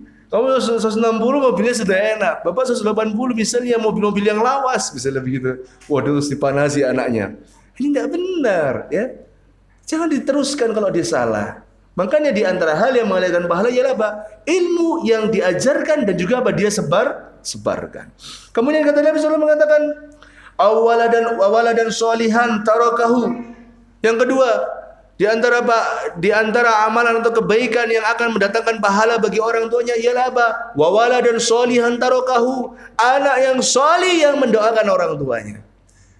Atau anak solih yang dia tinggalkan, mohon maaf. Wa waladan sholihan yang tarakahu, anak solih yang dia tinggalkan. Sudahkah kita yakin, Pak? Sekarang ini kalau kita hidup, sudahkah anak kita ini soleh, Pak? Ini patut khawatir loh Pak kita ini, Pak. Kita sebagai ayah dan ibu ini patut khawatir. Sudahkah anak kita ini menjadi anak yang solih? Kemudian kata Nabi SAW bersabda yang selanjutnya, wa mushafan warrathahu, dan mushaf yang diwariskan seperti yang tadi. Yang keempat, au masjidan banahu, au baitan libni sabil. Ya, yang keempat dan ini yang bersama yaitu apa? Au masjidan banahu, yaitu masjid yang dia bangun. Jadi masjid yang kita bangun itu akan mengalirkan apa? Pahala setelah kita mati. Yang selanjutnya yaitu au nahron ajrahu, sungai yang dia alirkan. Yang selanjutnya au shadaqatan akhrajaha min malihi fi sihhatihi wa hayatihi yalhaquhu min ba'di mautihi. Yang selanjutnya itu apa? Sedekah yang dia keluarkan dari hartanya saat dia masih sehat dan saat dia masih hidup. Ini semua adalah amalan-amalan yang akan mengikuti kita setelah kita diwafatkan Allah Subhanahu wa taala. Tidak, Nabi sebutkan di antaranya apa? Anak yang solih. Kemudian ma'asyiral muslimin rahimani wa rahimakumullah. Dalam hadis yang masyhur, Nabi Muhammad sallallahu alaihi wasallam pernah bersabda, diriwayatkan Imam Muslim dari Abu Hurairah radhiyallahu taala anhu. Nabi Muhammad sallallahu alaihi wasallam bersabda, "Idza matal insanu in qata'a anhu 'amaluhu illa min thalathatin." Ini hadis yang masyhur. Apabila manusia itu sudah mati, ya, manusia itu sudah mati, terputuslah semua amalannya, terputuslah semua hal yang ada di dunia kecuali dari 3 hal. Apa yang pertama? Illa min shadaqatin jariyatin. Yang pertama itu sedekah jariyah. Para ulama ketika ketika menjelaskan makna sedekah jariyah, di antara mereka ialah hal-hal yang diwakafkan. Ini sedekah jariyah. Diwakafkan. Panjenengan misalnya begini. Misalnya panjenengan punya tanah sebelah parkiran itu, di sebelahnya parkiran motor. Ini tanah jenengan. Kemudian melihat, wah, masjid GPI sudah besar. Tapi apa? Parkirannya masih apa? Masih kecil. Misalnya begitu. Ya sudahlah. Panjenengan bilang, Pak, ini tak wakafkan, Pak. Ini dimaksud sedekah jariyah. Sebagian ulama menafsirkan begini. Nggak mungkin, Pak, masjid semakin besar tapi parkiran semakin apa? Kecil. Nah, ini kayak orang-orang di masa sekarang. Punya mobil, nggak punya apa? Garasi. Buat macet, Pak. Di gang-gang itu sampai ada sebagian orang mengatakan begini, mohon maaf ya, ada satu daerah di Surabaya Utara yang dekat RPH Pegirian, tahu Pak ya, ke arah yang ke sana saya nggak mau sebut, nanti saya takut mencela nanti. Ke arah ke sana itu disebut oleh sebagian driver yaitu apa? Ya ini jalur Gaza. Sebagian driver online yang Gojek mobil, Gokar, dia bilang ini jalur Gaza ini, Pak. Kenapa? Banyak ranjonya. Parkir motor sembarangan, parkir mobil sembarangan, ya. Kita mobil sudah benar, ternyata apa? Motornya parkir karena terlalu keluar, akhirnya apa? Keserempet, ya. Jalur Gaza disebut. Ya. Nah, misalnya panjenengan apa? Ingin punya sedekah jariyah, yaitu apa? Di antaranya mewakafkan. Speaker, nah misalnya tadi speakernya dari tadi 2 kali, nah. Kemudian panjenengan panggil ahli misalnya. Ada ikhwan kita, teman kita ya, ikhwan kita juga itu yang ahli dalam masalah perspikeran ya, person systeman, siapa namanya? Ahmad, nama aslinya siapa? Pokoknya namanya Ahmad Fanko begitu ya kalau salah ya. Dia panggil, apa yang kurang? Oh, ini harus ganti. Kita bilang, kita bayar, sudah, tak bayar. Ganti. Ini sedekah jariyah loh, Pak. Dipakai di masjid ini. Panjenengan enggak sepele itu. Tapi ini manfaatnya besar untuk kaum muslimin. Panjenengan mati, pahalanya akan tetap mengalir. Kemudian selanjutnya kata Nabi SAW bersabda, aw ilmin yuntafa'u bihi, yaitu ilmu yang dimanfaatkan. Ini akan tetap mengalirkan pahala bagi kita. Dan kata Nabi SAW yaitu apa? Aw waladin sholihin yad'u lahu, anak yang soleh yang mendoakan orang tuanya. Lihat, anak yang soleh. Jadi yang pertama, Kalau amanah ini dipegang dengan betul, siapa yang mendapatkan faedah yang terbesar? Orang tua. Kemudian yang kedua disebutkan di sini, yang kedua ialah anak itu sendiri. Dengan dijalankannya amanah sebaik-baiknya, dia akan tumbuh menjadi anak yang taat beragama.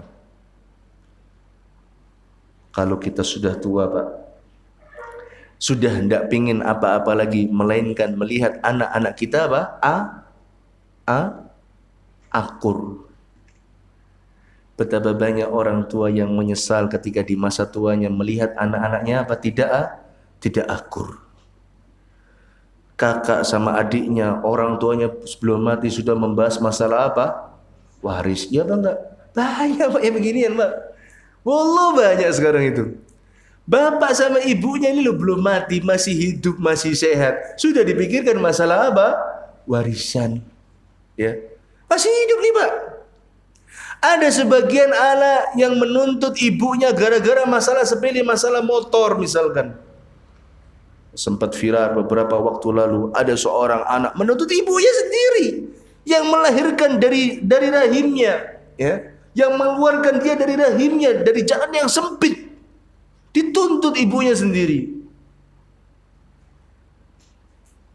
Kita kalau sudah tua, yang diharapkan hanya satu, anak kita hidup di atas agama yang betul, merawat kita sebagaimana kita merawat mereka ketika mereka masih kecil. Betapa banyak orang tua atau betapa banyak seorang anak yang menitipkan ibunya di mana? Di panti-panti jompo. Tidak kuat ngurusi siapa? Ngurusi ibunya atau bapaknya. Nyepokin, ya. Berat loh Pak ini Pak. Wallah berat. Mohon Pak, saya tidak mengatakan bahwasanya nanti kamu harus merawat saya nak. Nanti apalagi bapak ini lumpuh, kamu harus merawat. Tidak, bukan begitu maksudnya. Bukan berarti kita lumpuh, tidak. Tapi lihat betapa banyak orang tua atau betapa banyak anak yang ketika orang tuanya sudah lumpuh, siapa yang mau nyebokin? Siapa yang mau mandiin? Dia lupa bahwasanya ketika dia masih kecil nyebokin siapa? Bapak atau ibunya. Ketika dia menangis di malam hari, siapa yang ngasih susu? Ibunya. Ketika dia anak ini butuh sesuatu, bapaknya nyarikan uang, dia lupa. Dia cuma ngeramut, bapaknya tok tidak bisa. Makanya sampai ada poster yang kita melihat betapa banyak terkadang itu atau satu ibu bisa mengurus 10 anak. Tapi 10 anak belum tentu bisa merawat satu ibu. Kan begitu, Pak. Betapa banyak orang gantianlah ngerawat ibunya. Kamu sehari di sini, sehari di situ. Jadi ibunya diumpan-umpan begitu. Ya kan? Yang seharusnya ibu tuh tetap diam di situ, yang justru yang datang siapa? Anaknya. Ini enggak, ibunya diumpan-umpan. Nak, Bu, sepekan di sini, Bu ya. Sepekan di sini, sepekan di sini. Seharusnya ibu tuh sudah tua, bapak tuh sudah tua, sudah masa tenang, sudah masa dia hanya beribadah memikirkan kehidupan setelah kematian. Tapi apa? Diumpan-umpan sama anaknya. Sampai saya pernah mendengar seorang anak. Ini nyata Pak ya. Nah, semoga kita dijauhkan dari hal seperti ini. Ketika ada seorang orang tua sakit, ya sakit Pak, bapaknya ini, bapak dari jadi seorang istri punya suami, bapaknya sakit. Saya mendengar selentingan berbicara antara istri-istri berkumpul. Wah, kalau ini di rumahku sebulan kayak begini, ndak kuat aku. Bayangkan Pak. Kalau begini sebulan di rumah ndak kuat aku. Subhanallah. Naudzubillah. Jangan sampai kita jalan seperti ini, Pak. Berat loh, Pak. Nyebokin itu berat. Buang nya berat. Kemudian bopongnya juga berat. Mandikannya berat. Ya. Menggantikan pakaian juga apa? Berat. Berat semuanya, Pak. Tapi itulah bakti seorang anak. Kalau seandainya kita benar mendidik mereka di atas ketaatan, kita akan mendapati anak-anak kita di atas apa? Di atas hal yang benar. Kemudian yang ketiga, siapa yang mendapatkan keutamaan? Di sini disebutkan, yaitu umat, manusia, masyarakat. Ketika anak kita tumbuh di atas ketaatan yang benar, di atas akidah yang sahihah, di atas akhlak yang mulia, di atas perangai yang luhur, yang mendapatkan manfaat yang terbesar siapa yang selanjutnya? Umat, Pak, masyarakat. Panjenengan kalau punya satu gang di sini, pengen ndak punya atau melihat para pemabuk ada di sini? Gak pengen, Pak. Kita tuh bangga kalau melihat, oh Masya Allah ya, ala ya Pak Fulan, ini hafidul Quran, dia baru memenangkan juara. Senang, Pak. Namanya terangkat. Nama, ya ini nama kampungnya apa terangkat. Oh subhanallah, anaknya Ibu Fulan sama Bapak Fulan ini tiga-tiganya hafidul Quran. Tiga-tiganya keterima di Universitas Islam Madinah misalkan. Ketiga-tiganya hafal Quran, ketiga-tiganya hafal Kutubus Sittah misalnya. Subhanallah. Senang, Pak. Yang terangkat siapa? Nama masyarakat terangkat. Bahagia dia. Dan ketika keluarga dibina dengan religius, dibina dengan keagamaan yang kuat, maka akan membentuk masyarakat yang kuat. Ketika membentuk masyarakat yang kuat, akan melahirkan pemimpin-pemimpin yang lurus. Ini kaidah dasar. Jangan sampai kita mengharapkan pemimpin-pemimpin yang lurus, pemimpin-pemimpin yang jujur, kalau kita mendidik anak kita ya modelnya begitu-begitu aja. Ketika kita ingin mengharapkan pemimpin-pemimpin yang lurus, di atas akidah yang sahihah, di atas akidah yang benar, di atas akhlak dan perangai yang luhur, ya, yang bisa mengayomi masyarakat, yang bisa mengarahkan masyarakat, maka kita didik mereka dengan apa? Dengan benar. Sebagaimana pepatah sebagian ulama mengatakan, di antaranya perkataan Al-Imam yakni Abu Bakar Muhammad bin At-Turtusi rahimahullah. Beliau mengatakan apa? Rahimahullah, kama takunu yuwalla alaikum. Ini perkataan yang masyhur yang sering kita dengar. Kama takunu yuwalla alaikum. Sebagaimana kondisi kalian sekarang, begitu pula kondisi apa? Penguasa kalian.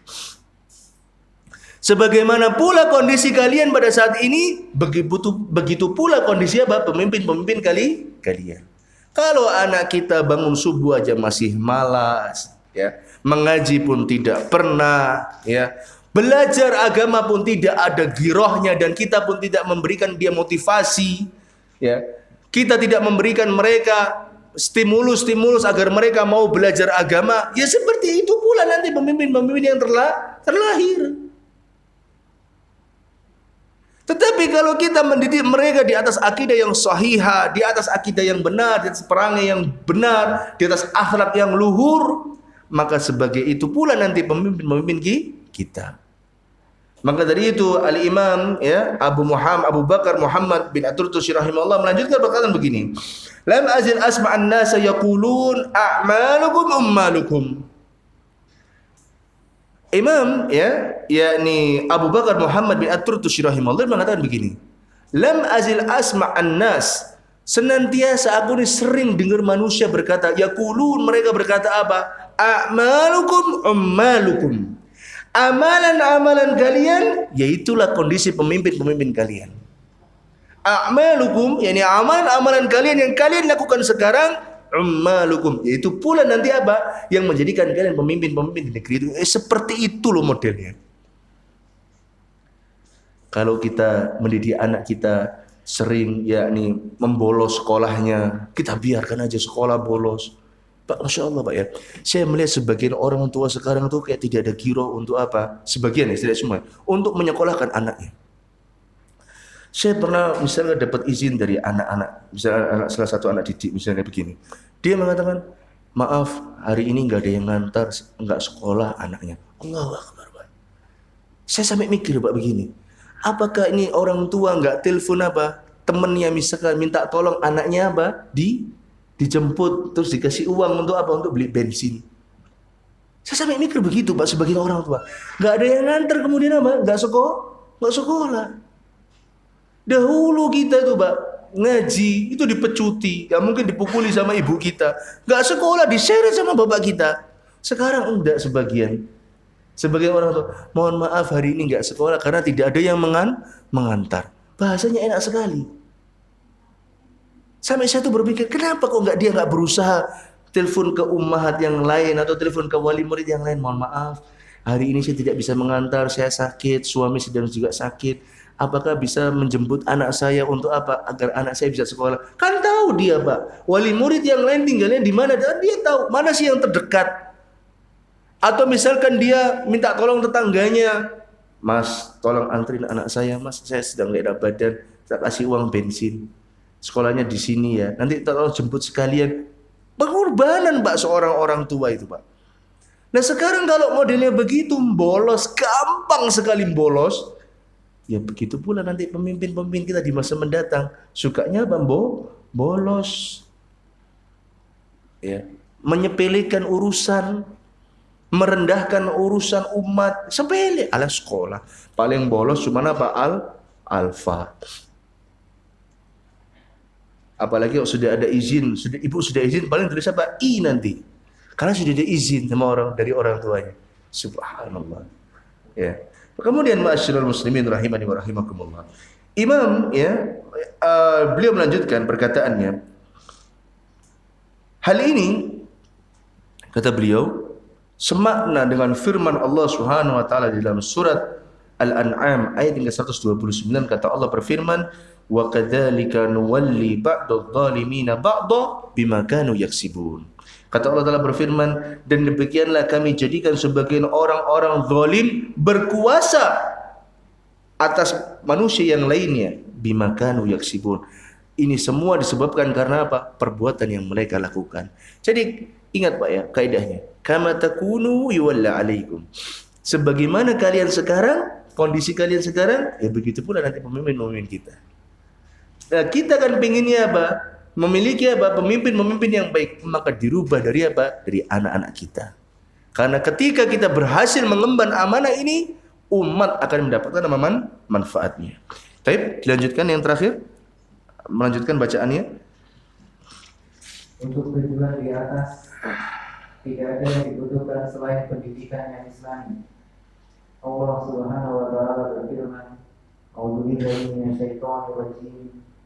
Ya ayyuhalladzina amanu qu anfusakum wa ahlikum nar." Wahai orang-orang yang beriman, jagalah diri kalian dan keluarga kalian dari api neraka. Quran surat Al-Tahrim ayat 6. Nah, lanjut. Ayat ini berpesan agar orang tua mendidik anak-anaknya.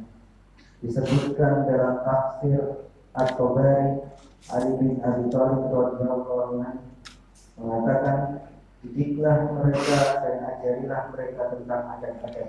Lanjut, terus. Tidakkah kita melihat kesyirikan di mana-mana? Lebih ironis lagi, sebagian ritual kesyirikan dipertahankan secara resmi sebagai budaya yang harus dilestarikan. Allahu Akbar. Tahukah kita bahwa setiap anak terlahir dalam keadaan fitrah, sebagaimana sabda Nabi Sallallahu Alaihi Wasallam, an Abi Hurairah radhiyallahu anhu qala an-nabiy sallallahu alaihi wasallam kullu mauludin yuladu ala yuladu ala al-fitrati Naam. fa abawahu Yuhawwidani. Naam. aw yunassirani Naam. aw yumajjisani. Naam. Dari Abu Hurairah radhiyallahu anhu, dia berkata, Nabi Sallallahu Alaihi Wasallam bersabda, Naam. setiap anak dilahirkan dalam keadaan fitrah, maka kedua orang tuanya lah yang menjadikan Yahudi atau Nasrani atau Majusi. Naam. Hadis riwayat Bukhari.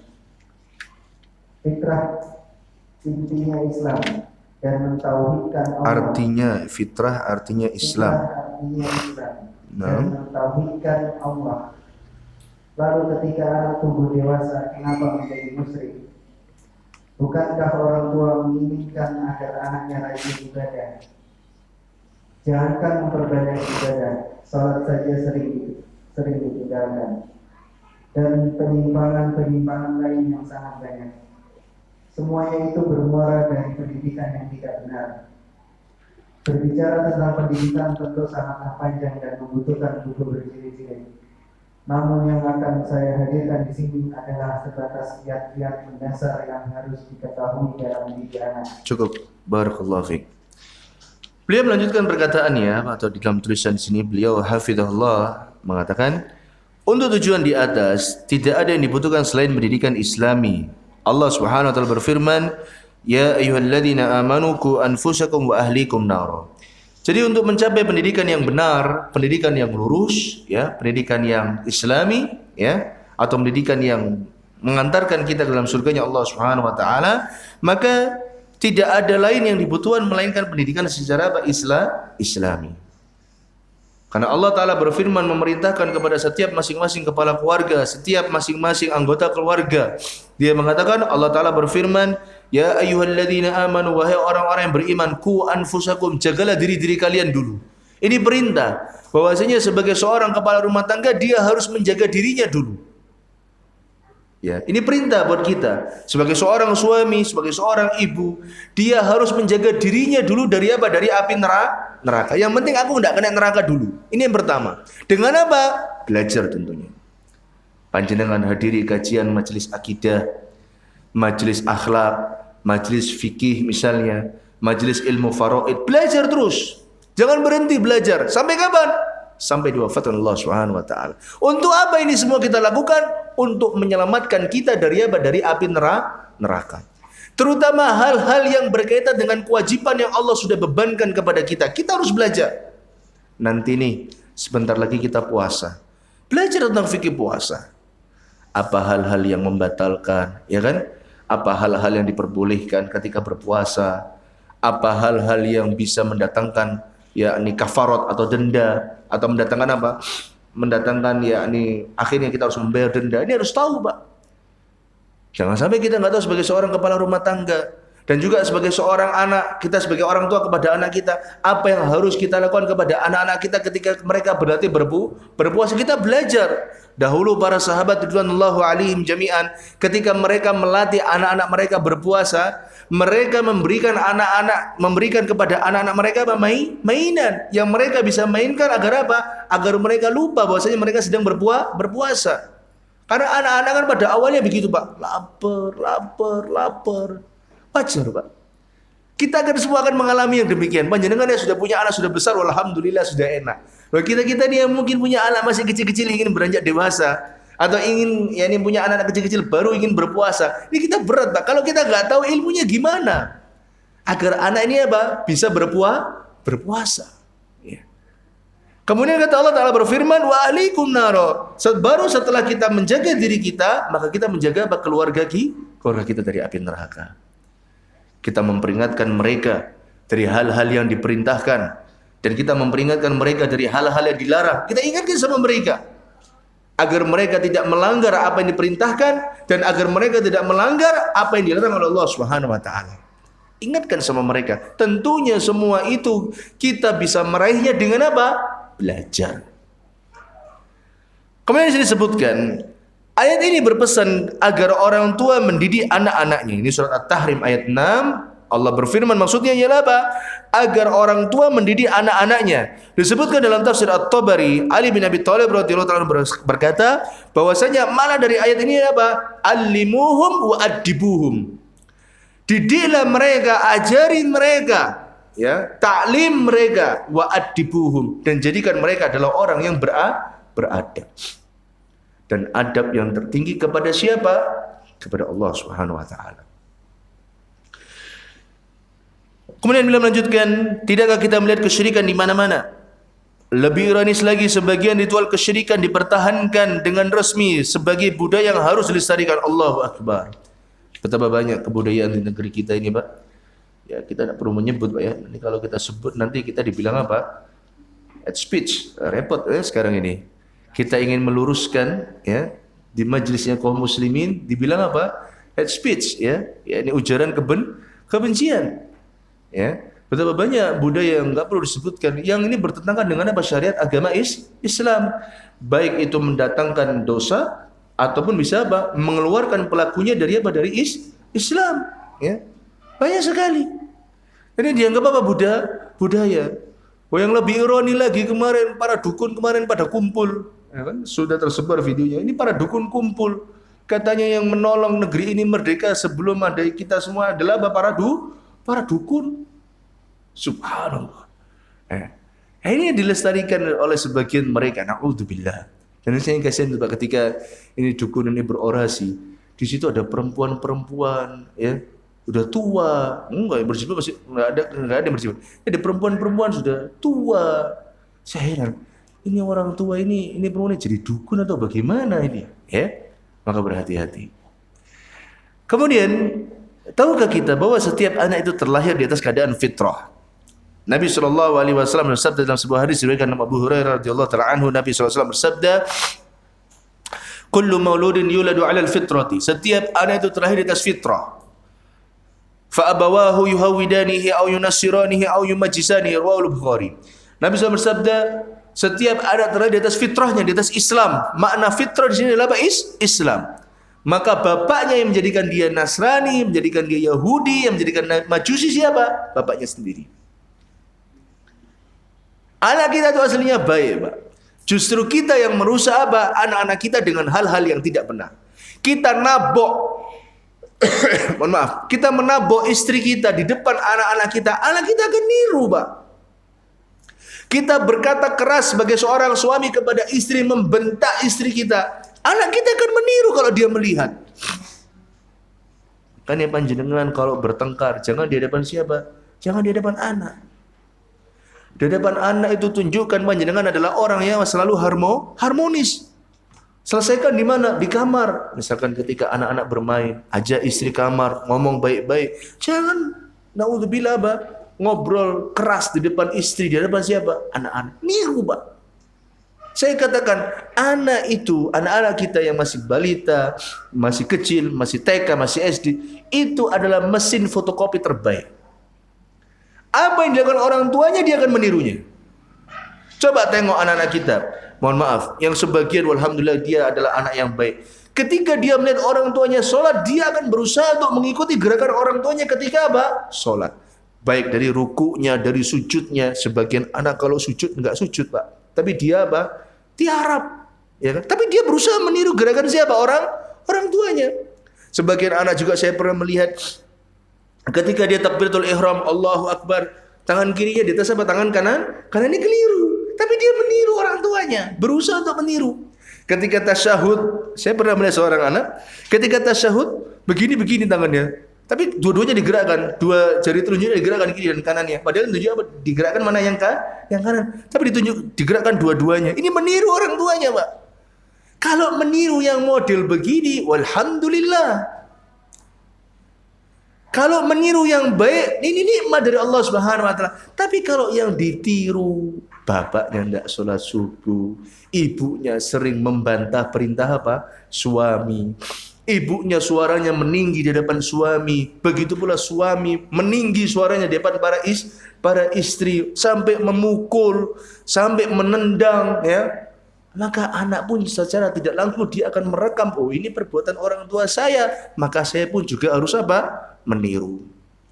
Ketika anak melihat bapaknya menjadi seorang pengecut, tidak pemberani, anaknya akan melihat pula. Oh bapak saya pengecut, bapak saya gini aja nggak berani, saya juga nggak berani. Akan meniru Pak secara tidak langsung. Makanya panjenengan ini adalah suri tauladan bagi anak-anak panjenengan sendiri. Maka jadilah suri tauladan yang benar. Pemberani pada tempatnya. Pemberani pada waktunya. Solih pada tempatnya dan solih pada waktunya. Diam pada tempatnya dan diam pada waktunya. Panjenengan dituntut seperti ini dalam mendidik anak-anak panjenengan sendiri. Jangan sampai nanti panjenengan melambai, ya, malas, tidak semangat dalam menjalani hidup. Betapa banyak seorang kepala rumah tangga sekarang dia tidak kerja, Pak. Yang kerja siapa? Istrinya. Banyak, Pak, kami melihat seorang istri dia kerja sebagai buruh, dia di pabrik-pabrik. Istrinya, suaminya ngapain? Ngeramut anaknya. Suaminya ngapain? Ngeramut anaknya. Seharusnya yang bekerja siapa? Seorang suami. Dia mencari nafkah untuk siapa? Istri dan anak-anaknya. Tapi kebalik sekarang. Nanti anaknya niru nanti yang laki-laki. Oh bapak saya di rumah, ibu saya apa bekerja. Nanti nyuruh apa? Dek kamu aja yang kerja, dek mas tak di rumah. Adiknya perempuan, kakaknya laki-laki. Dek kamu aja kerja ikut ibu, mas di rumah sama bapak jaga rumah. Hati-hati betul-betul. Ya. Kemudian seterusnya, bukankah orang tua menginginkan agar anaknya rajin ibadah? Jangankan memperbanyak ibadah, sholat saja sering ditinggalkan dan banyak penyimpangan-penyimpangan yang lain sangat banyak. Jadi, kalau orang tuanya tidak ke masjid, ya anaknya tidak ke masjid. Sekali lagi Pak ya, ini kaidah ini pada umumnya. Meskipun ada sebagian nanti yang anak bapaknya tidak ke masjid tapi anaknya ke masjid. Ini hanya sebagian umum, kaidah umum. Kalau orang tuanya tidak ke masjid, ya anaknya tidak ke masjid. Siapa coba yang mengajarin anaknya? Siapa coba yang ingin mengajari anaknya, nak, kalau di soft tenang? Nggak tahu anaknya Pak.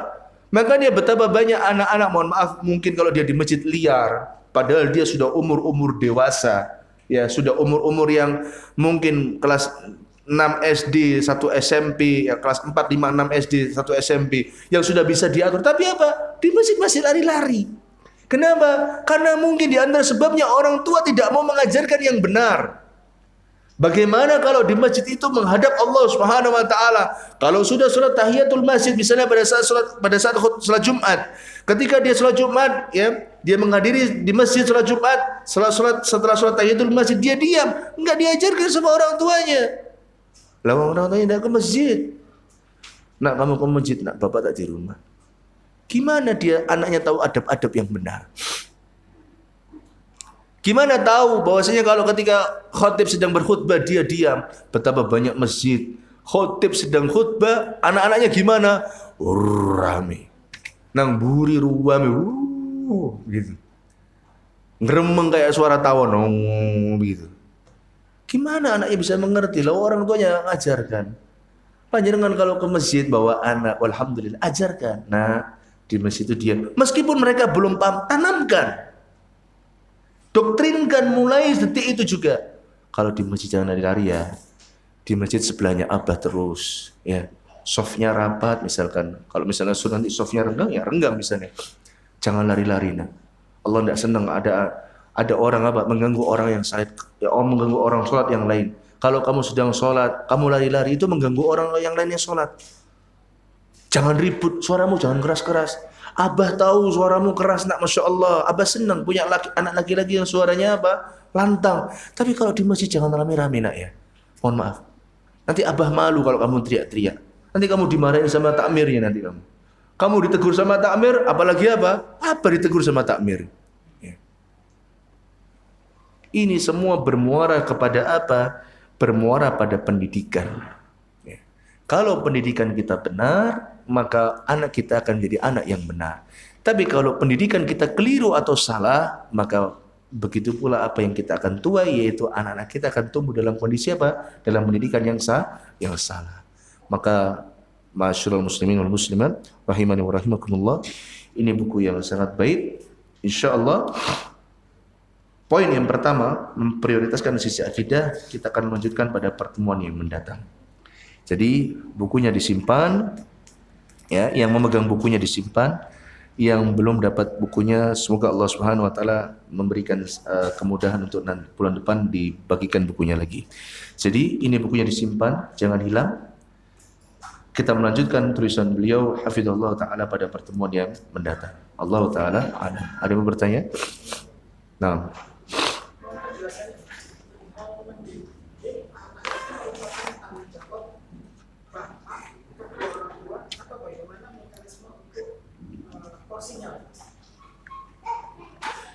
Jelas, mendidik itu ialah kewajiban dari siapa? Ayah dan ibu. Kita kan sering mengatakan, mendengar bahwasanya madrasatul ula lil aulad. Ibu itu adalah sekolah pertama bagi siapa? Bagi anaknya. Tapi jangan salah, bapaknya itu mudirnya. Bapaknya itu yang memegang apa? Kebijakan. Mau dibawa ke arah mana kebijakan ini, maka itu tergantung siapa bapaknya. Berdiskusi dengan siapa? Ibunya. Jangan salah. Misalnya panjenengan bercita-cita anak yang pertama semua anak saya harus hafidul Quran. Mau jadi apapun dia, yang jelas ialah yakni pekerjaan-pekerjaan yang halal. Mau jadi apapun dia harus jadi hafidul Quran. Dididik Pak. Porsinya siapa? Berbagi antara suami dan istri. Misalnya suami ketika anak di awal-awal dia belum bisa membaca, ya, maka suami setelah pulang kerja atau sebelum berangkat kerja dia mentalkin anak-anaknya. Nah, ini huruf ini a, aba, a, diajarkan begitu. Nanti ketika suaminya berangkat kerja, dimurojaah sama siapa? Sama istrinya. Adapun porsinya bagaimana? Ya semua bekerja sama. Apakah ini dibebankan kepada istri toh? Tidak. Suami juga tanggung jawab. Misalnya suami sudah mengajarkan, pesan sama istri, Bu, tadi misalnya tadi Abdullah sudah halaman 1 sama Abah. Tolong Bu ya, nanti kalau Abah kerja, dia pulang sekolah di murojaah halaman 1. Begitu. Bu, tadi ba'da sholat subuh Abdullah sudah hafal 2 ayat dari surat ini, misalnya baru 2 ayat dari surat Al-Fatihah. Tolong nanti sampai di rumah dia pulang sekolah di murojaah lagi. Bukan hanya di murojaah Bu ya, tapi apa? Diperbaiki bacaannya, tajwidnya, biar betul-betul. Begitu. Kerjasama semuanya. Adapun porsinya, ya semuanya dapat porsi yang sama. Jangan merasa bahwasanya, wah ini tugasmu ini. Ini bukan tugasku. Enggak, semuanya bekerja sama. Contoh lagi, menjadikan anak-anak rajin mengerjakan kegiatan di rumah. Tugas siapa? Tugas ayah dan ibu. Ayah melihat anaknya masih tidur jam 6 pagi, hari Ahad. Saya itu paling tidak suka lihat yakni apa namanya, meskipun hari Ahad tapi bangunnya membangkong-bangkong itu saya tidak suka pribadi. Saya pribadi tidak suka. Bangunkan anaknya, Bu, bangunkan dia. Abdullah bangunkan. Bangun Abdullah. Ikut bapak. Ayo, ngapain? Kebun. Mencangkul. Nanam kurma misalnya. Mengetoi apa? Bunga-bunga. Ngetoi benalu. Ikut dia. Misalnya kita punya anak perempuan, misalnya Aisyah, kamu bantu ibu. Ibu mau ke pasar, bantu ibu temani. Begitu. Ya. Semua dapat porsinya, ya.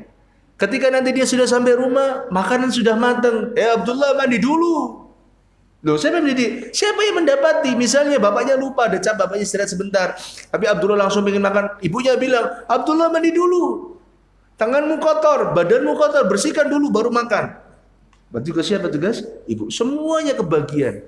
Makanya sebagai orang tua itu harus peka tentang pendidikan apa? Anak mereka. Apa yang keliru segera diluruskan. Apa yang salah segera diperbaiki. Jangan menunggu. Melihat anak langsung makan tanpa cuci tangan, ngomong sama dia, Pak. Nak, cuci tangan sebelum makan. Kamu dulu. Ibu tahu kamu habis belajar, ibu tahu kamu sedang membaca, kamu kan tapi pensil kotor, penghapus kotor, makan nggak pakai tangan tapi apa? Nggak cuci tangan, pakai tangan kosong lagi, kotor. Nanti kamu bisa sakit perut. Ingatkan, siapa yang tahu langsung apa mengingatkan. Nggak perlu diporsi-porsi. Pokoknya bagian ini aku, bagian ini kamu. Ya enggak. Semuanya. Siapa yang mengetahui ada kesalahan dari anggota keluarganya langsung diluruskan. Agar tidak menjadi apa? Menjadi karatan. Kalau sudah menjadi kebiasaan, repot, Pak. Sebelum tidur gosok gigi. Juga siapa? Semuanya yang mengingatkan. Saya pernah melihat seorang sepasang suami istri ya. Ketika kami berkunjung ke rumahnya, anaknya, saya kan sudah nunggu di depan rumahnya karena dia sedang keluar. Ketika sampai rumah, anaknya capek, Pak, udah tidur. Pada sholat Isya karena ada perjanjian. Sampai rumah anaknya tidur. Lelah. Subhanallah, apa yang dilakukan sama bapaknya? Suruh sikat gigi dulu dia. Anaknya sudah tidur. Bapaknya bilang apa? Suruh sikat gigi dia dulu. Dibangunkan sama ibunya, Pak. Suruh sikat gigi. Apakah ini pekerjaan istri? Enggak. Apakah ini pekerjaan suami? Enggak. Dua-duanya kerjasama. Suaminya bilang, suruh dia gosok gigi dulu. Baru dia tidur. Subhanallah. Jadi begitu, Pak ya. Jadi tidak ada yakni porsinya bagaimana. Siapa yang melihat kesalahan, ingatkan. Bukankah kata Nabi SAW bersabda, "Man ra'a minkum munkaran falyughayyirhu biyadihi, fa in lam yastati' fa bi lisanihi, fa in lam yastati' fa bi qalbihi, wa dzalika ad'aful iman." Barang siapa yang melihat kemungkaran, anak kita, Pak. Anak kita yang menguasai. Anak kita yang memimpin. Kita bebas melakukan apapun kepada anak kita selama itu hal yang dibenarkan, Pak ya. Dia enggak gosok gigi, ayo bangun dulu gosok gigi. Kamu tadi habis keluar sama bapak, habis makan ini itu tidak gosok gigi. Itu membuat kamu nanti apa? Tumbuh kuman di mana? Di gigimu. Dan membuat karang gigi di gigimu. Yang di mana karang gigi ini bisa membuat bau mulut, misalnya begitu, Pak. Ini mungkin anak tidak paham. Tapi lama-kelamaan ketika dia dibiasakan sama orang tuanya sebelum tidur gosok gigi, dia akan apa? Gosok gigi, Pak. Sekarang coba di antara jenengan, di antara kita semua, siapa yang sebelum tidur gosok gigi? Siapa di antara kita yang sebelum tidur gosok gigi? Enggak ada. Subhanallah. Berarti ini enggak pernah dibiasakan sama orang tuanya sejak kecil. Gosok gigi, Pak. Sebelum tidur itu gosok gigi. Ini perkara gosok gigi loh, Pak. Belum perkara apa? Salat. Salat pun juga demikian. Abdurrahman, ayo salat ke masjid. Misalnya Abdullah, ayo salat ke masjid. Ibunya tanggap, mau diajak bapaknya ke masjid. Ibunya bagaimana? Siapkan pakaiannya. Kalau suami kan mungkin bisa mengambil sendiri, mungkin kebiasaan suami yang mengambil sendiri. Tapi anak-anak mungkin masih kelas 1 nggak bisa. Siapkan pakaiannya, pakaikan peci. Dinasihati ketika pakai peci, kamu jangan rame di masjid. Ikuti bapakmu, ya. Sebelahnya bapakmu, ikuti gerakan imam, jangan lari-lari. Begitu. Ini porsinya semua sama-sama. Bapaknya mengingatkan, ayo Abdullah ke masjid, ibunya apa? Menyiapkan pakaiannya. Kerja sama, Pak. Tayyib. Itu saja. Ada lagi? Ada lagi? Tayyib ya? InsyaAllah ini saja yang saya sampaikan pada pagi hari ini. Kurang lebihnya saya mohon maaf. Semoga Allah Subhanahu wa taala mengampuni kesalahan saya dalam seandainya ada salah dalam berucap atau salah dalam bersikap. Bukunya jangan hilang ya. Karena biasanya kalau buku kecil itu hilang ya. Kalau misalkan Allah takdirkan kita bertemu lagi, kita akan melanjutkan pada poin yang pertama yaitu memprioritaskan dalam sisi apa? Akidah. Kita akhiri dengan doa kafaratul majlis. Subhanakallahumma bihamdika asyhadu an la ilaha illa anta astaghfiruka wa atubu ilaika. Assalamualaikum warahmatullahi wabarakatuh.